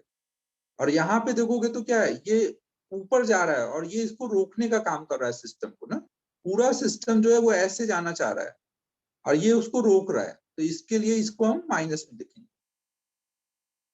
M2 के वजह से 0 और M3 के वजह से माइनस M3G अपॉन में टोटल मास। तो ये हमारा एक्सलेशन आ जाएगा। अगर टेंशन पूछा जाए, अगर इधर टेंशन पूछा जाए तो यहाँ का टी मान लो कुछ है, इसकी इक्वेशन लिख दो, ए पता है तो टी आ जाएगा। इधर का टेंशन पूछा जाए तो इधर कुछ मान लो टी है और इसकी इक्वेशन लिखो, इधर से टी आ जाएगा। टी निकालना समझ लो बच्चों ना, ए आ जाएगा तो टी तो आ ही जाएगा।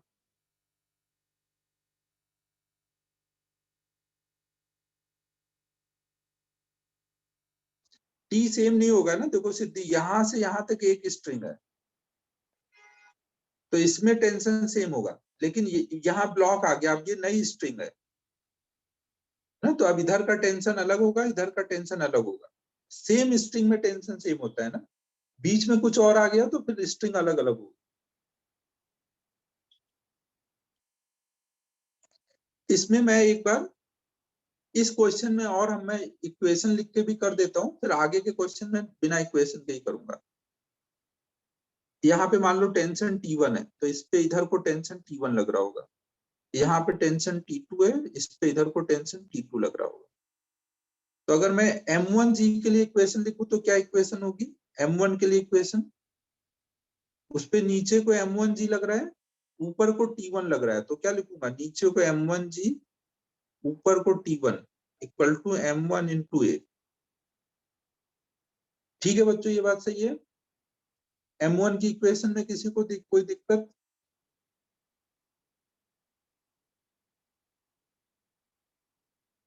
अब M2 की इक्वेशन देखो, M2 में जब देखोगे तो इधर को T1 लग रहा है और इधर को T2 लग रहा है, और ये जा रहा है किधर को, ये जा रहा है इधर को ना, तो T1 बड़ा होगा या T2 बड़ा होगा?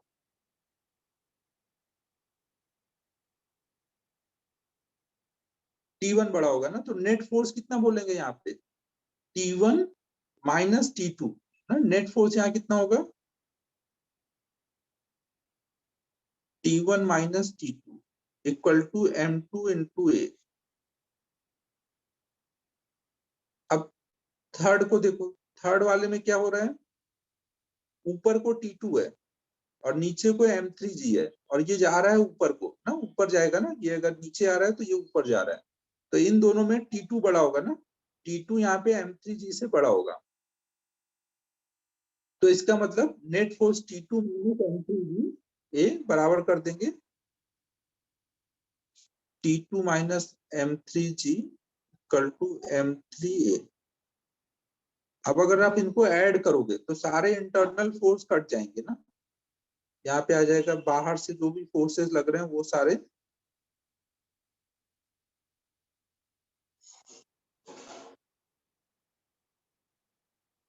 तो इससे एक ही वैल्यू आ जाएगी।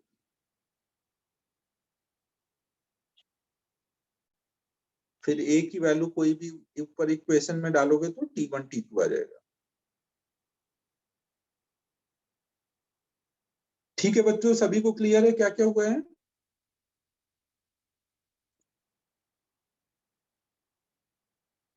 ये नोट कर लो, फिर और क्वेश्चन करते हैं इस पे।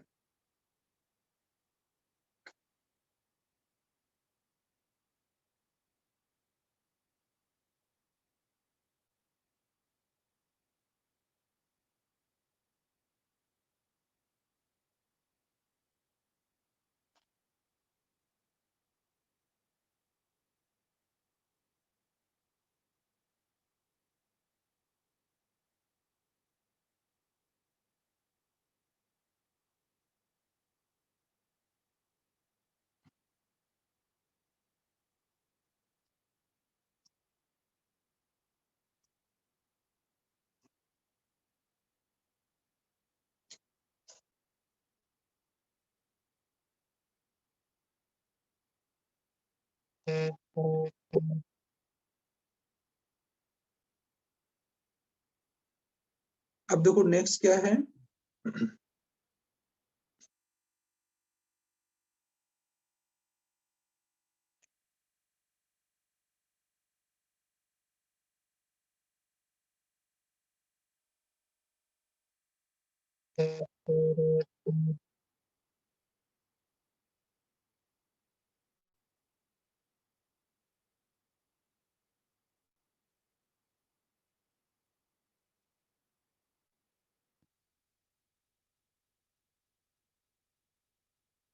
शिंदे यार, अब तुम्हारा बटर जेल खत्म हो गया हो तो नया ले आओ यार।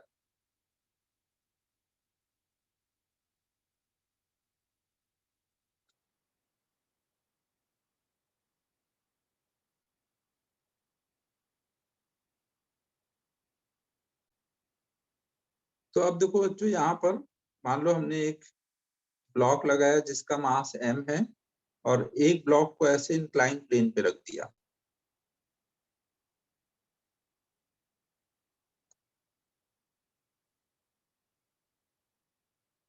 तू यार कोई ऐसा फोन ले जिसपे कॉल ना आता हो। एक ऐसी सिम खरीद के ला और उसको फोन में लगा।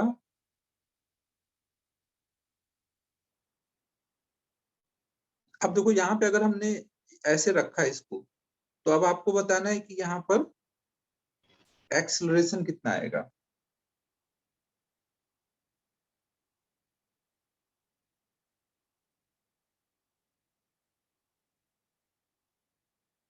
दोनों m सेम है।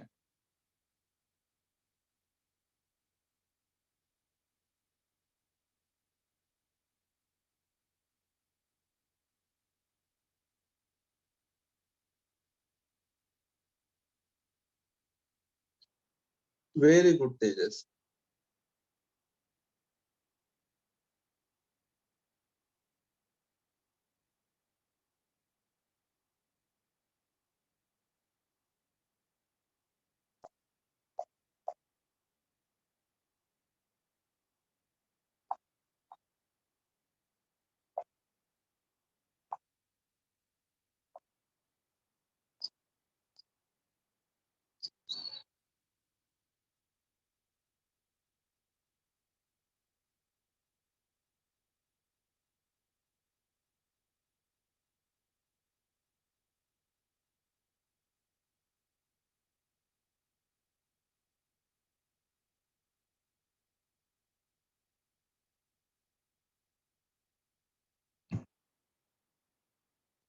ये जो टोटल गेमिंग नाम से जो भी आया है, नाम चेंज कर लो, नहीं मैं रिमूव कर दूंगा, फिर ज्वाइन भी नहीं कर पाओगे।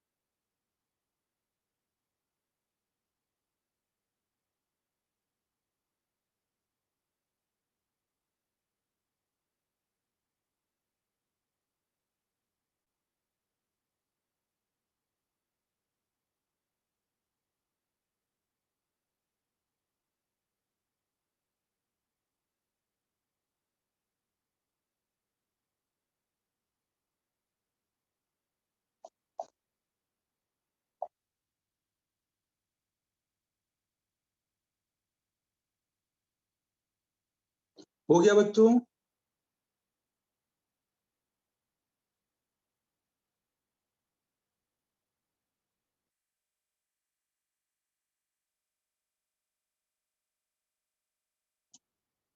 तो सॉल्व कर लिया जाए अब।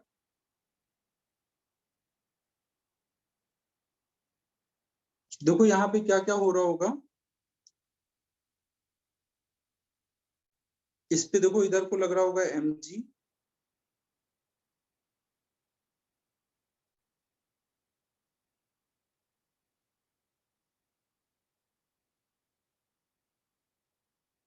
और इधर को कितना लग रहा होगा, ये हम लोगों ने देखो याद किया है ना, मैंने बोला था ना कि आपको याद रखना है कि वेट का इधर कंपोनेंट कितना लगता है, mg sin थीटा ना, इधर को कितना लग रहा होगा, mg cos थीटा, और ऊपर को नॉर्मल।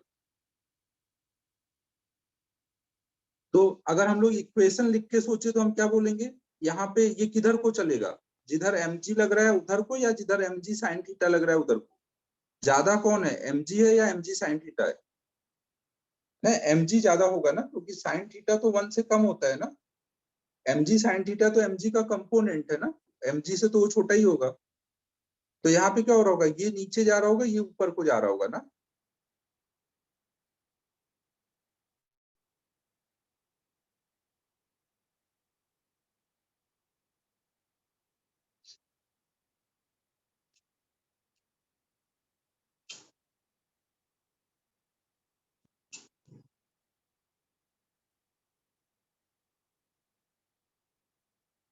समर तू क्लास में है, फिर भी तेरे नाम से फिर से वो बंदा आया हुआ है जिसको रिमूव किया मैंने।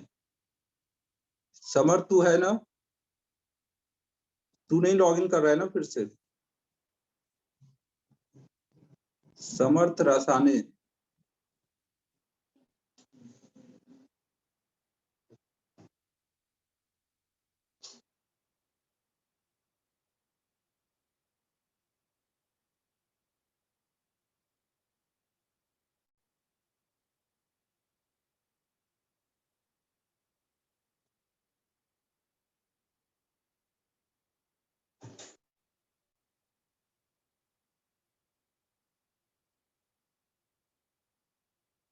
समर्थ नाम से है ऑलरेडी कोई।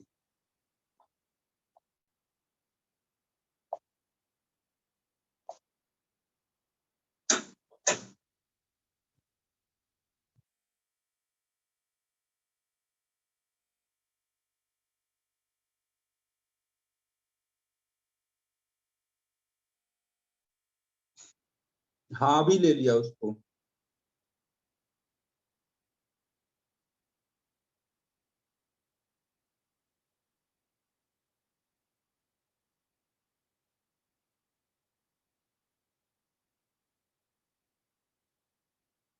हाँ वेटिंग रूम कर दिया है, अब उसमें वही है ना, नाम बदल बदल के लोग आ रहे हैं।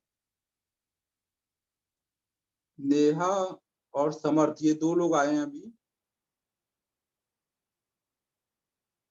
नेहा एक बार वो वीडियो ऑन करो, देखो नेहा है या नहीं। कल से यार टाइमली आ जाओ, क्योंकि मैं बाद में अलाउ नहीं करूंगा क्लास में, क्योंकि फिर ये जो डिस्टर्बिंग एलिमेंट रहते हैं उनके लिए फिर वो मीटिंग लॉक करनी पड़ेगी ना। और तुम लोग कोई को भी लिंक मत शेयर करो ना, तुम लोग कई बार लिंक शेयर कर देते हो, जो ऐसे बच्चे आते हैं वो फिर क्लास डिस्टर्ब करते हैं।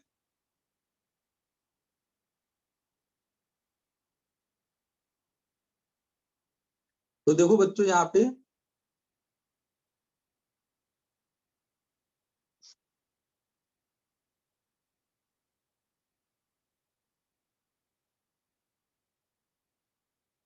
यार कुछ लोग नहीं करते, कुछ लोग करते भी हैं, क्योंकि जो इस टाइप के बच्चे आते हैं वो क्लास के तो नहीं होते, वो जो ऐसे आते हैं बिना एडमिशन वाले वही होते हैं इस टाइप के लोग। स्टूडेंट नहीं होते यार, स्टूडेंट को पता है कि मुझे पता चल गया तो बाहर निकाल दूंगा ग्रेविटी से, तो वो इतनी हरकत नहीं करेंगे। तो देखो अब,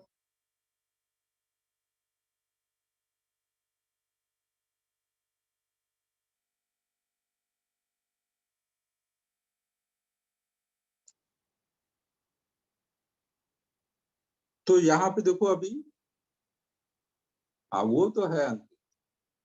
तो यहाँ पे देखो, अगर हम लोग इसके लिए इक्वेशन सोचेंगे तो क्या लिखेंगे, mg minus T equal to m into A.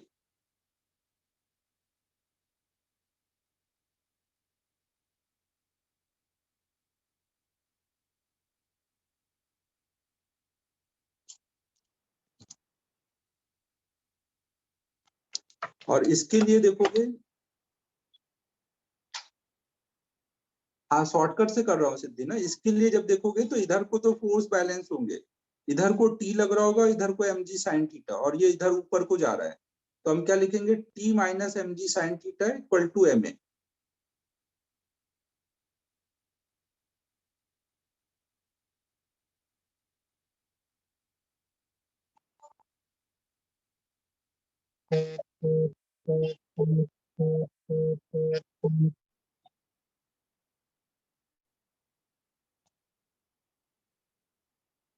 और इन दोनों को अगर हम ऐड करते हैं तो ये कितना हो जाएगा, M G minus M G sine theta equal to two M A. तो इससे एक ही वैल्यू आ जाएगी।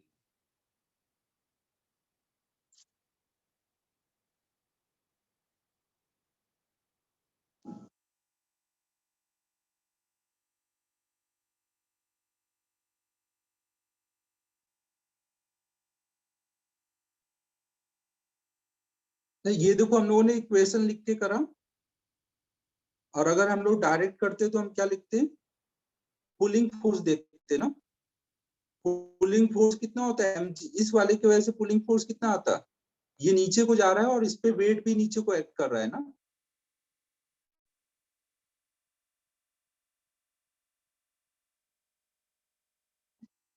ये बात तो सही बोल रहा है क्रिस, कि साईं बाबा के नाम से आएगा तो निकाल भी नहीं पाएंगे। तो अब देखो इधर,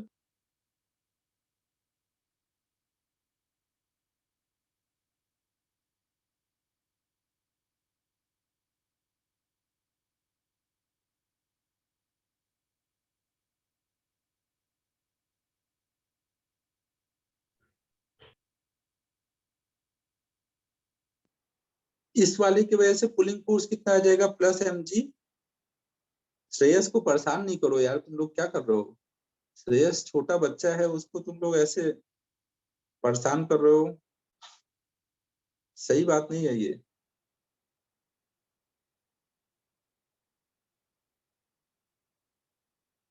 नहीं, श्रेयस को कोई दिक्कत नहीं है बच्चा बोलने पे, सानिध्य बस परेशान होता है।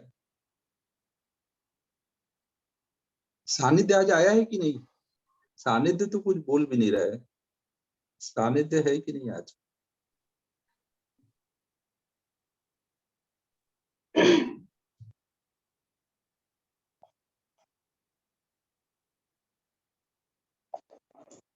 नहीं है सानिध्य।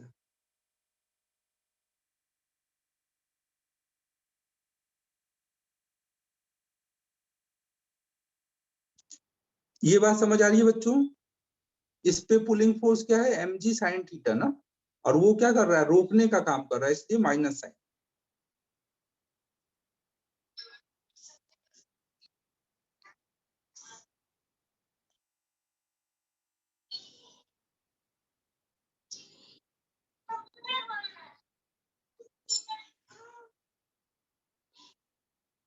तुम लोग सानिध्य को चिढ़ाया नहीं करो यार, सानिध्य देख लो क्लास में नहीं आ रहा है इस चक्कर में। श्रेयस चलता है, श्रेयस को कितना भी चिढ़ाओ वो आएगा। सानिध्य थोड़ा सा ज्यादा सीरियस हो जाता है। श्रेयस तो अपना सही बच्चा है, कितना भी कुछ भी बोलो खुश रहता है। सख्त लौंडा है ये बात तो सही है। तो अब बच्चों ये क्वेश्चन और करो, इस बार शॉर्टकट से करना है केवल ना।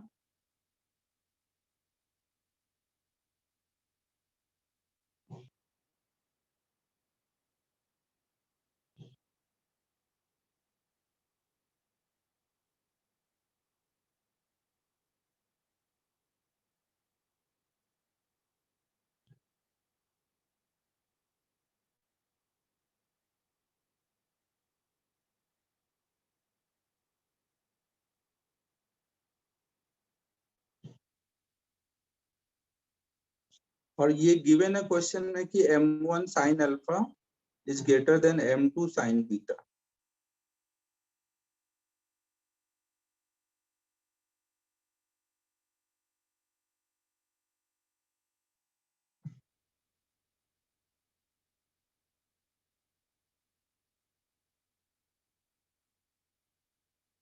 आयुष यार ये तो है यार, यहाँ नोटबुक तुम्हारे कई सारे भर जाएंगे, क्योंकि जिंदगी में एक ही बार पढ़ना पड़ता है, 11वीं 12वीं में।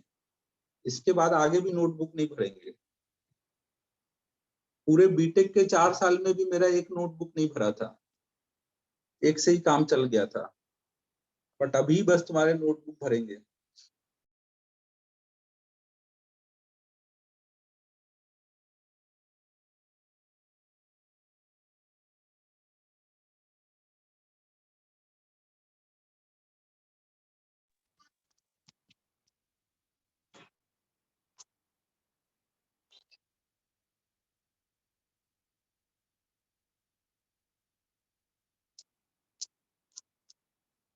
यार वहां नोटबुक भरता ही नहीं था, क्या करे वहां पर।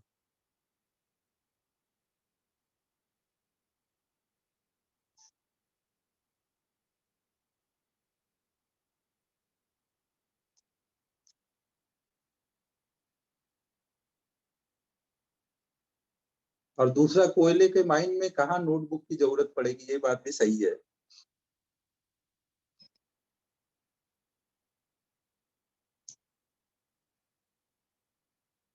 ये हुआ बच्चों? हाँ कर लिया लोगों ने। तो अब देखो ये अ, दिख रहा है कि भाई इसका जो इधर को पुलिंग फोर्स होगा वो कितना हो रहा होगा, m1g साइन अल्फा। और इधर को पुलिंग फोर्स होगा m2g साइन बीटा। और यहाँ पे साइन अल्फा वाला बड़ा है ना, m1 साइन अल्फा बड़ा है m2g साइन बीटा से।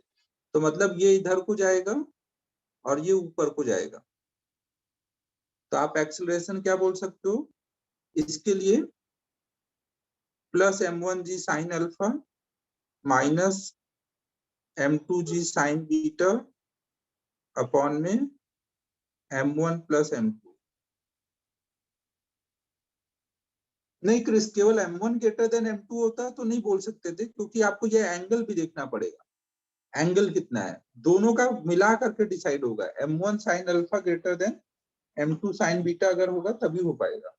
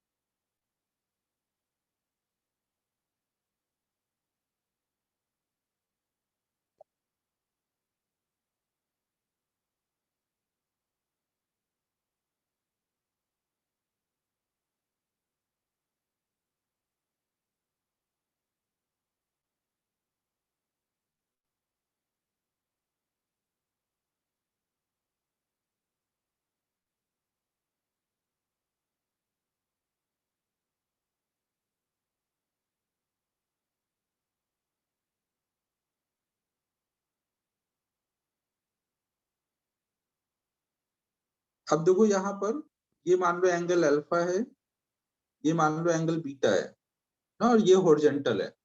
तो अब यहाँ पे हमें एक्सेलरेशन निकालना है।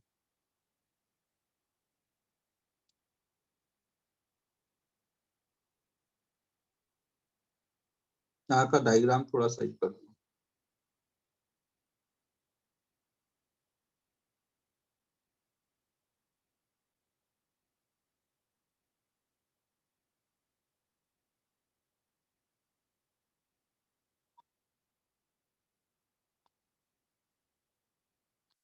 रेलगाड़ी का एक्सेलरेशन निकालो बच्चों।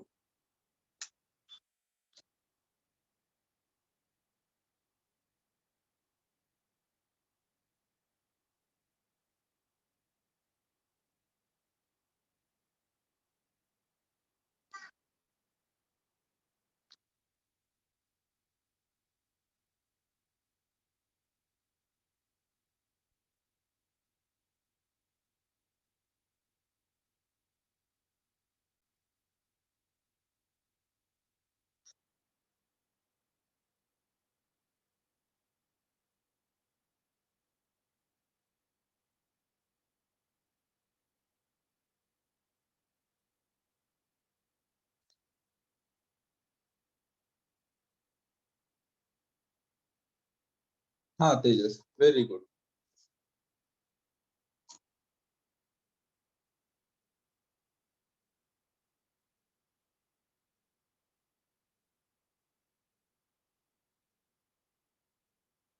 हाँ सही है करण, सही है।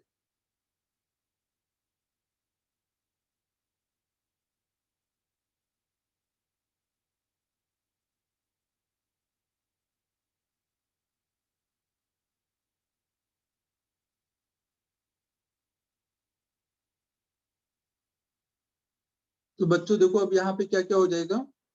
एक तो इस पे M1G लग रहा होगा, यही पुलिंग फोर्स का काम कर रहा होगा, और इस पे इधर को M2G साइन अल्फा, M3 वाले पे इधर को M3G साइन बीटा, और इस पे इधर को कोई पुलिंग फोर्स नहीं होगा ना, तो सारा पुलिंग फोर्स लिख लेंगे। M1G plus M2G sine alpha plus M3G sign beta plus 0 upon में टोटल मास।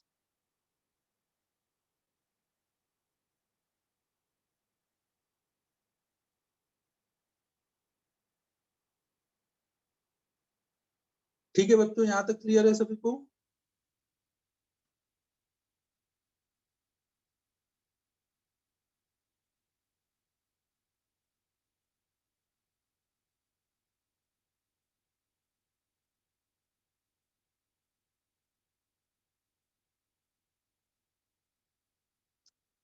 अब देखो इसके बाद हम लोग अब नेक्स्ट टॉपिक स्टार्ट कर रहे हैं। अब इस रेस हो तो गया, अब कितने एग्जाम्पल करवाएगा भाई, टाइम पास मत करवा। अब बाकी होमवर्क दूंगा अब उससे करो। इन सब क्वेश्चन को एक बार खुद से घर पे एक बार सॉल्व कर लेना। यार आगे पढ़ाने देना भाई, तू टाइम पास करा रहा है।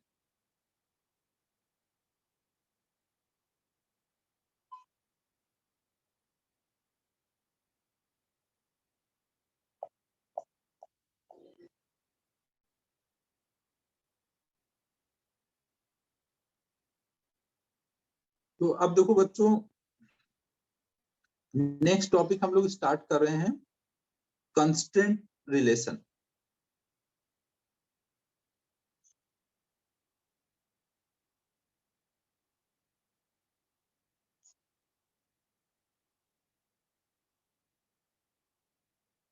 कंस्ट्रेंट टी भी आएगा ना, कंस्ट्रेंट रिलेशन।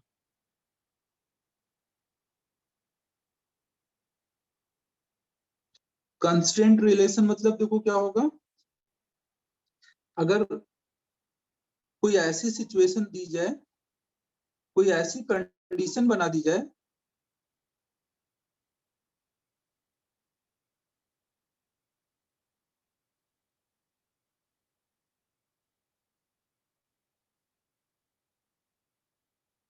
अबे आयुष मैं कंस्टेंट रिलेशन की बात कर रहा हूँ। ये आयुष मैसेज डाल रहा है डायरेक्ट मैसेज में कि आज हमारे यहाँ कैबेज निकाल रहे हैं, गोभी। कंस्टेंट मोशन में कैबेज का क्या रिलेशन? कुछ भी लॉजिक लगा देते हो।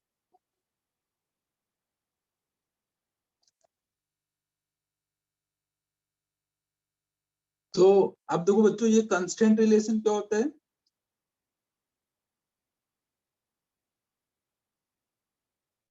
कंस्टेंट मतलब कोई ऐसी कंडीशन ना, कंडीशन। कई बार मोशन में कोई ऐसी कंस्ट्रेंट पड़ी रहती है जिसको फॉलो करते हुए ही मोशन होता है। जैसे मान लो, अगर मैं एक रॉड ले लूं, मैं एक रॉड ले लूं और उसमें एक ऐसे रिंग लगा दूं छोटा सा। अब ये क्या है, ये constant to move along rod only है ना। क्या ये अब ऐसे मूव कर पाएगा रिंग रॉड के परपेंडिकुलर?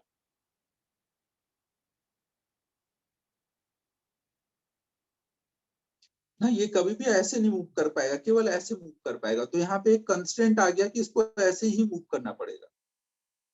तो जब भी हम कोई कंडीशन डाल देंगे किसी के मोशन में, अगर हम कोई कंडीशन डाल देंगे कि ऐसे ही मूव कर पाए, तो उसी को हम कंस्टेंट रिलेशन बोलते हैं ना। तो अब देखो यहाँ पे हमें कंस्टेंट रिलेशन दो टाइप के पढ़ने रहेंगे। एक हमें कंस्टेंट रिलेशन पढ़ना है स्ट्रिंग कंस्टेंट,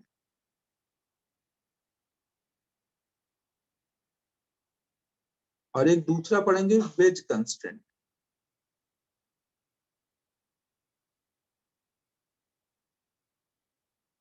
तो ज्यादा ये थोड़ा लेंदी है, ये छोटा सा है, तो पहले हम लोग स्ट्रिंग कंस्टेंट शुरू करते हैं।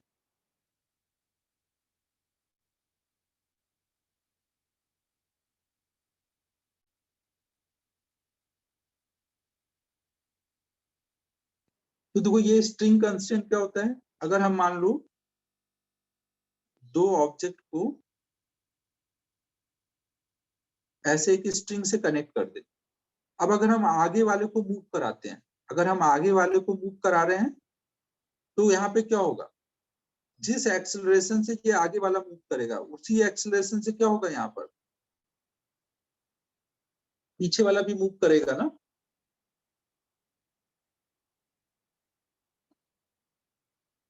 एक्सेलरेशन या वेलोसिटी कुछ भी ले सकते हैं, अभी मान लो मैं वेलोसिटी लेके करता हूँ, जिस वेलोसिटी से आगे वाला मूव करेगा वही उसी से पीछे वाला मूव करेगा, अदरवाइज ये स्ट्रिंग ब्रेक हो जाएगी ना। तो यहाँ पे हम बोलेंगे v1 इक्वल टू v2, ये यहाँ का कंस्टेंट रिलेशन है।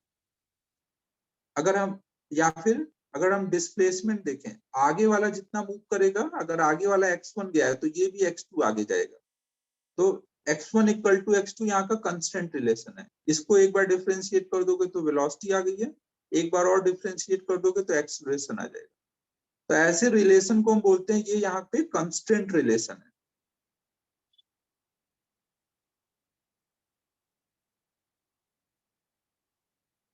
ना। कंस्टेंट रिलेशन हमें बताएगा कि जो भी ऑब्जेक्ट है सिस्टम में वो कौन सी कंडीशन फॉलो करते हुए चल रहे हैं।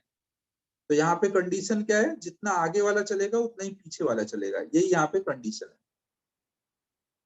कुछ समझ आ रहा है बच्चों?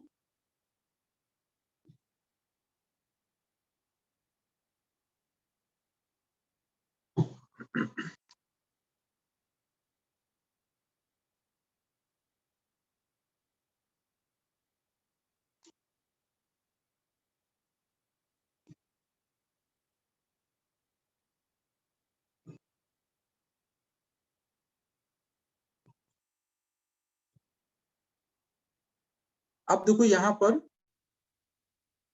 नहीं, m1 equal to m2 constant थोड़ी है, दो अलग अलग मास लगा सकते हैं ना, ये 10 kg का है, ये 5 kg का है, ऐसा रख सकते हैं ना। ये थोड़ी कंडीशन है कि यहाँ 10 है तो यहाँ पे भी 10 का ही लगेगा। अबे क्रिस, कैसे कैसे डाउट लाते हो भाई तुम? कुछ समझ आ रहा है मैं क्या बोल रहा हूँ? आगे वाला ब्लॉक हैवी हो सकता है या लाइट हो सकता है, पीछे वाला भारी हो, आप इसको खींच रहे हो पकड़ के। तो जब भी हम ऐसा कंस्टेंट इनके बीच में रिलेशन लिखेंगे, इसके डिस्प्लेसमेंट का इसके डिस्प्लेसमेंट का, तो उसी को बोलेंगे कंस्टेंट रिलेशन, या फिर वेलोसिटी का रिलेशन लिख दो, या फिर एक्सेलरेशन का लिख दो। तो अभी देखो यहाँ पे तो सिचुएशन सिंपल है, तो आराम से आप देख करके सिचुएशन ये कंस्टेंट रिलेशन लिख दिए। लेकिन हम आगे पढ़ेंगे कि कई बार ये सिचुएशन कॉम्प्लेक्स हो जाएगी, इतना इजिली दिखेगा नहीं कि एक चलेगा तो दूसरा कितना चलेगा। जैसे मान लो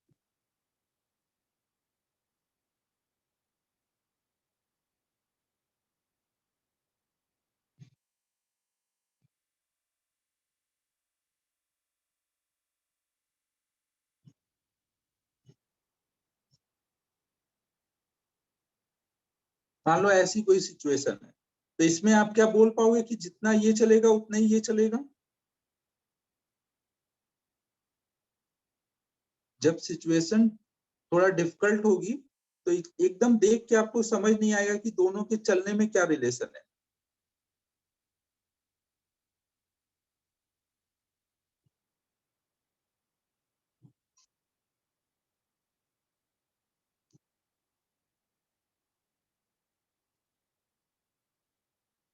इसमें हमें नहीं समझ आएगा कि अगर एक कुछ चल रहा है तो दूसरा कितना चल रहा है, ऐसे देख के समझ नहीं आएगा। तो हमें अब यहाँ पे एक मेथड निकालना पड़ेगा कि वो मेथड लगा करके हम इनके डिस्प्लेसमेंट को रिलेट कर दें। तो अब हम लोग, अब आज तो टाइम नहीं बचा है, तो नेक्स्ट क्लास में हम लोग को आपस में एक लेसन भी आ जाएगा, तो उसी को देख करके दूसरा तीसरा सब बन जाएगा। तो अब हम नेक्स्ट क्लास में कंस्टेंट रिलेशन निकालना सीखेंगे। नहीं, ये रिलेशन जब निकालना आ जाएगा तब हम इनके एक्सेलरेशन को सॉल्व कर पाएंगे। तो आज हम लोग इतना ही कर रहे हैं। अब होमवर्क दे देता हूं।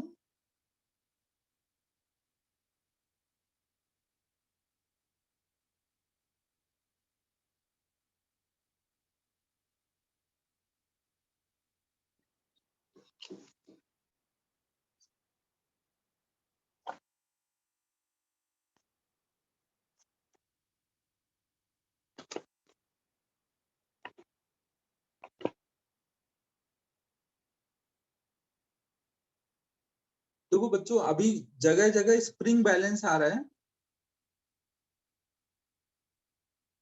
श्रेयस एमटी लेट मतलब एक दो दिन ही लेट होगी, बहुत ज्यादा लेट नहीं होगी, तो एक दो दिन ऑफलाइन लेट हो जाएगा। आज मैं टाइम टेबल बनवाता हूँ ना, आज एक बार डेट सब चेक करता हूँ, फिर वो करता हूँ। देखो यहाँ पे बच्चों एक चीज ये ध्यान रखना कि अगर कभी भी स्प्रिंग बैलेंस आ जाए, ये वैसे मैं आगे टॉपिक पढ़ाऊंगा स्प्रिंग बैलेंस, बट अभी क्वेश्चन दिया हुआ है इसलिए इतना बता दे रहा हूँ कि कहीं पे भी स्प्रिंग बैलेंस आया और उसमें रीडिंग निकालनी रहे कि स्प्रिंग बैलेंस की रीडिंग क्या है, तो उसमें आपको टेंशन फाइंड करना रहता है ना। जैसे कोई भी स्ट्रिंग है और इसमें एक स्प्रिंग बैलेंस बोला गया लगा हुआ है, तो इसका मतलब होगा ये मासलेस होगा। मासलेस है मतलब पूरी स्ट्रिंग को सेम मानोगे। अगर ये मासलेस है तो पूरी स्ट्रिंग सेम होगी, तो जो भी यहाँ टेंशन है वही यहाँ पे रीडिंग में दिख रहा होगा। स्प्रिंग बैलेंस क्या रीड करता है? स्ट्रिंग का टेंशन रीड करता है। तो कहीं भी क्वेश्चन में पूछा जाए कि स्प्रिंग बैलेंस की रीडिंग बताओ, तो आपको क्या बताना है? वहां पे टेंशन की वैल्यू बतानी है ना। और आप इस पूरे को एक ही स्ट्रिंग मानोगे ना, क्योंकि ये भी मासलेस दिया होगा, तो पूरा का पूरा एक ही मास मानोगे। तो अब इन टेक्स्ट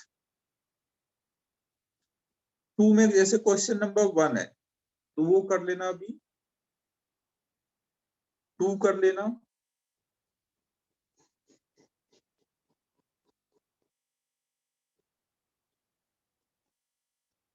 4 किया था ना, 4 दिया था,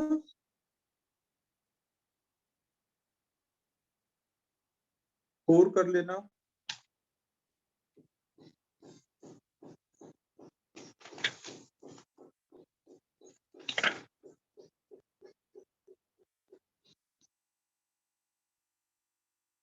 इन टेक्स्ट 3 क्वेश्चन नंबर 1। 1 तो काइनेमेटिक्स टाइप का क्वेश्चन है।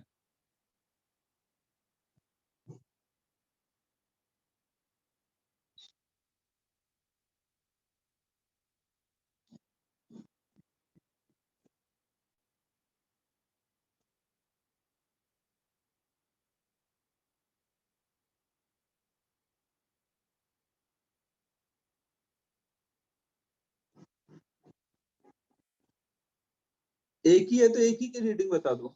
यार ये क्वेश्चन नंबर 7 कराना था, ये अभी करना रह गया। ये बच्चों नेक्स्ट क्लास में मुझे याद दिलाना, ये क्वेश्चन अभी कराना है ना, करने के बाद आप ट्राई करना। अगर कोई को ट्राई करना है तो कर ले ट्राई, बट नेक्स्ट क्लास में मुझे याद दिलाना, ये कराना पड़ेगा ना। क्वेश्चन नंबर 7 यहाँ पर जो है।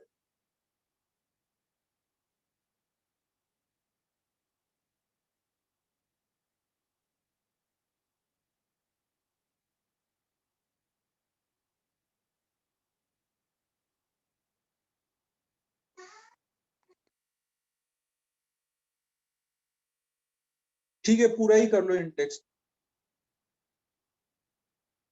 ये 10 वाला भी ट्राई कर लेना, ये वाला भी मैं नेक्स्ट क्लास में पढ़ाने वाला हूँ ना। एक्सरसाइज 1 से भी दे देता हूँ।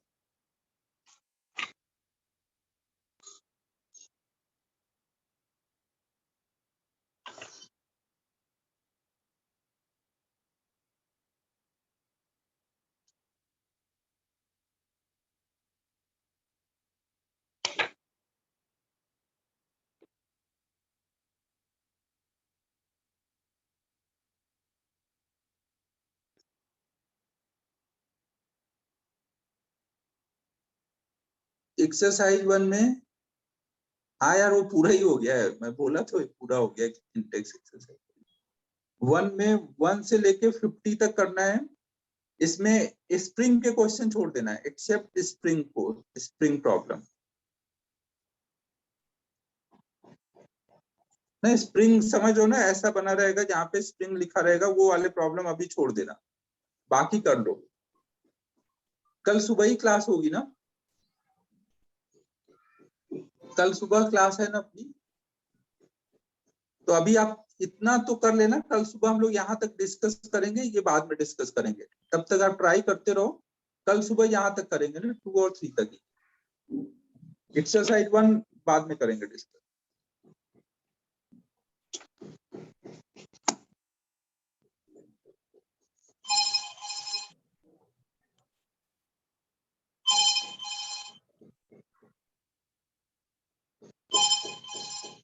ठीक है बच्चों, फिर क्लोज करते हैं। Bye everyone.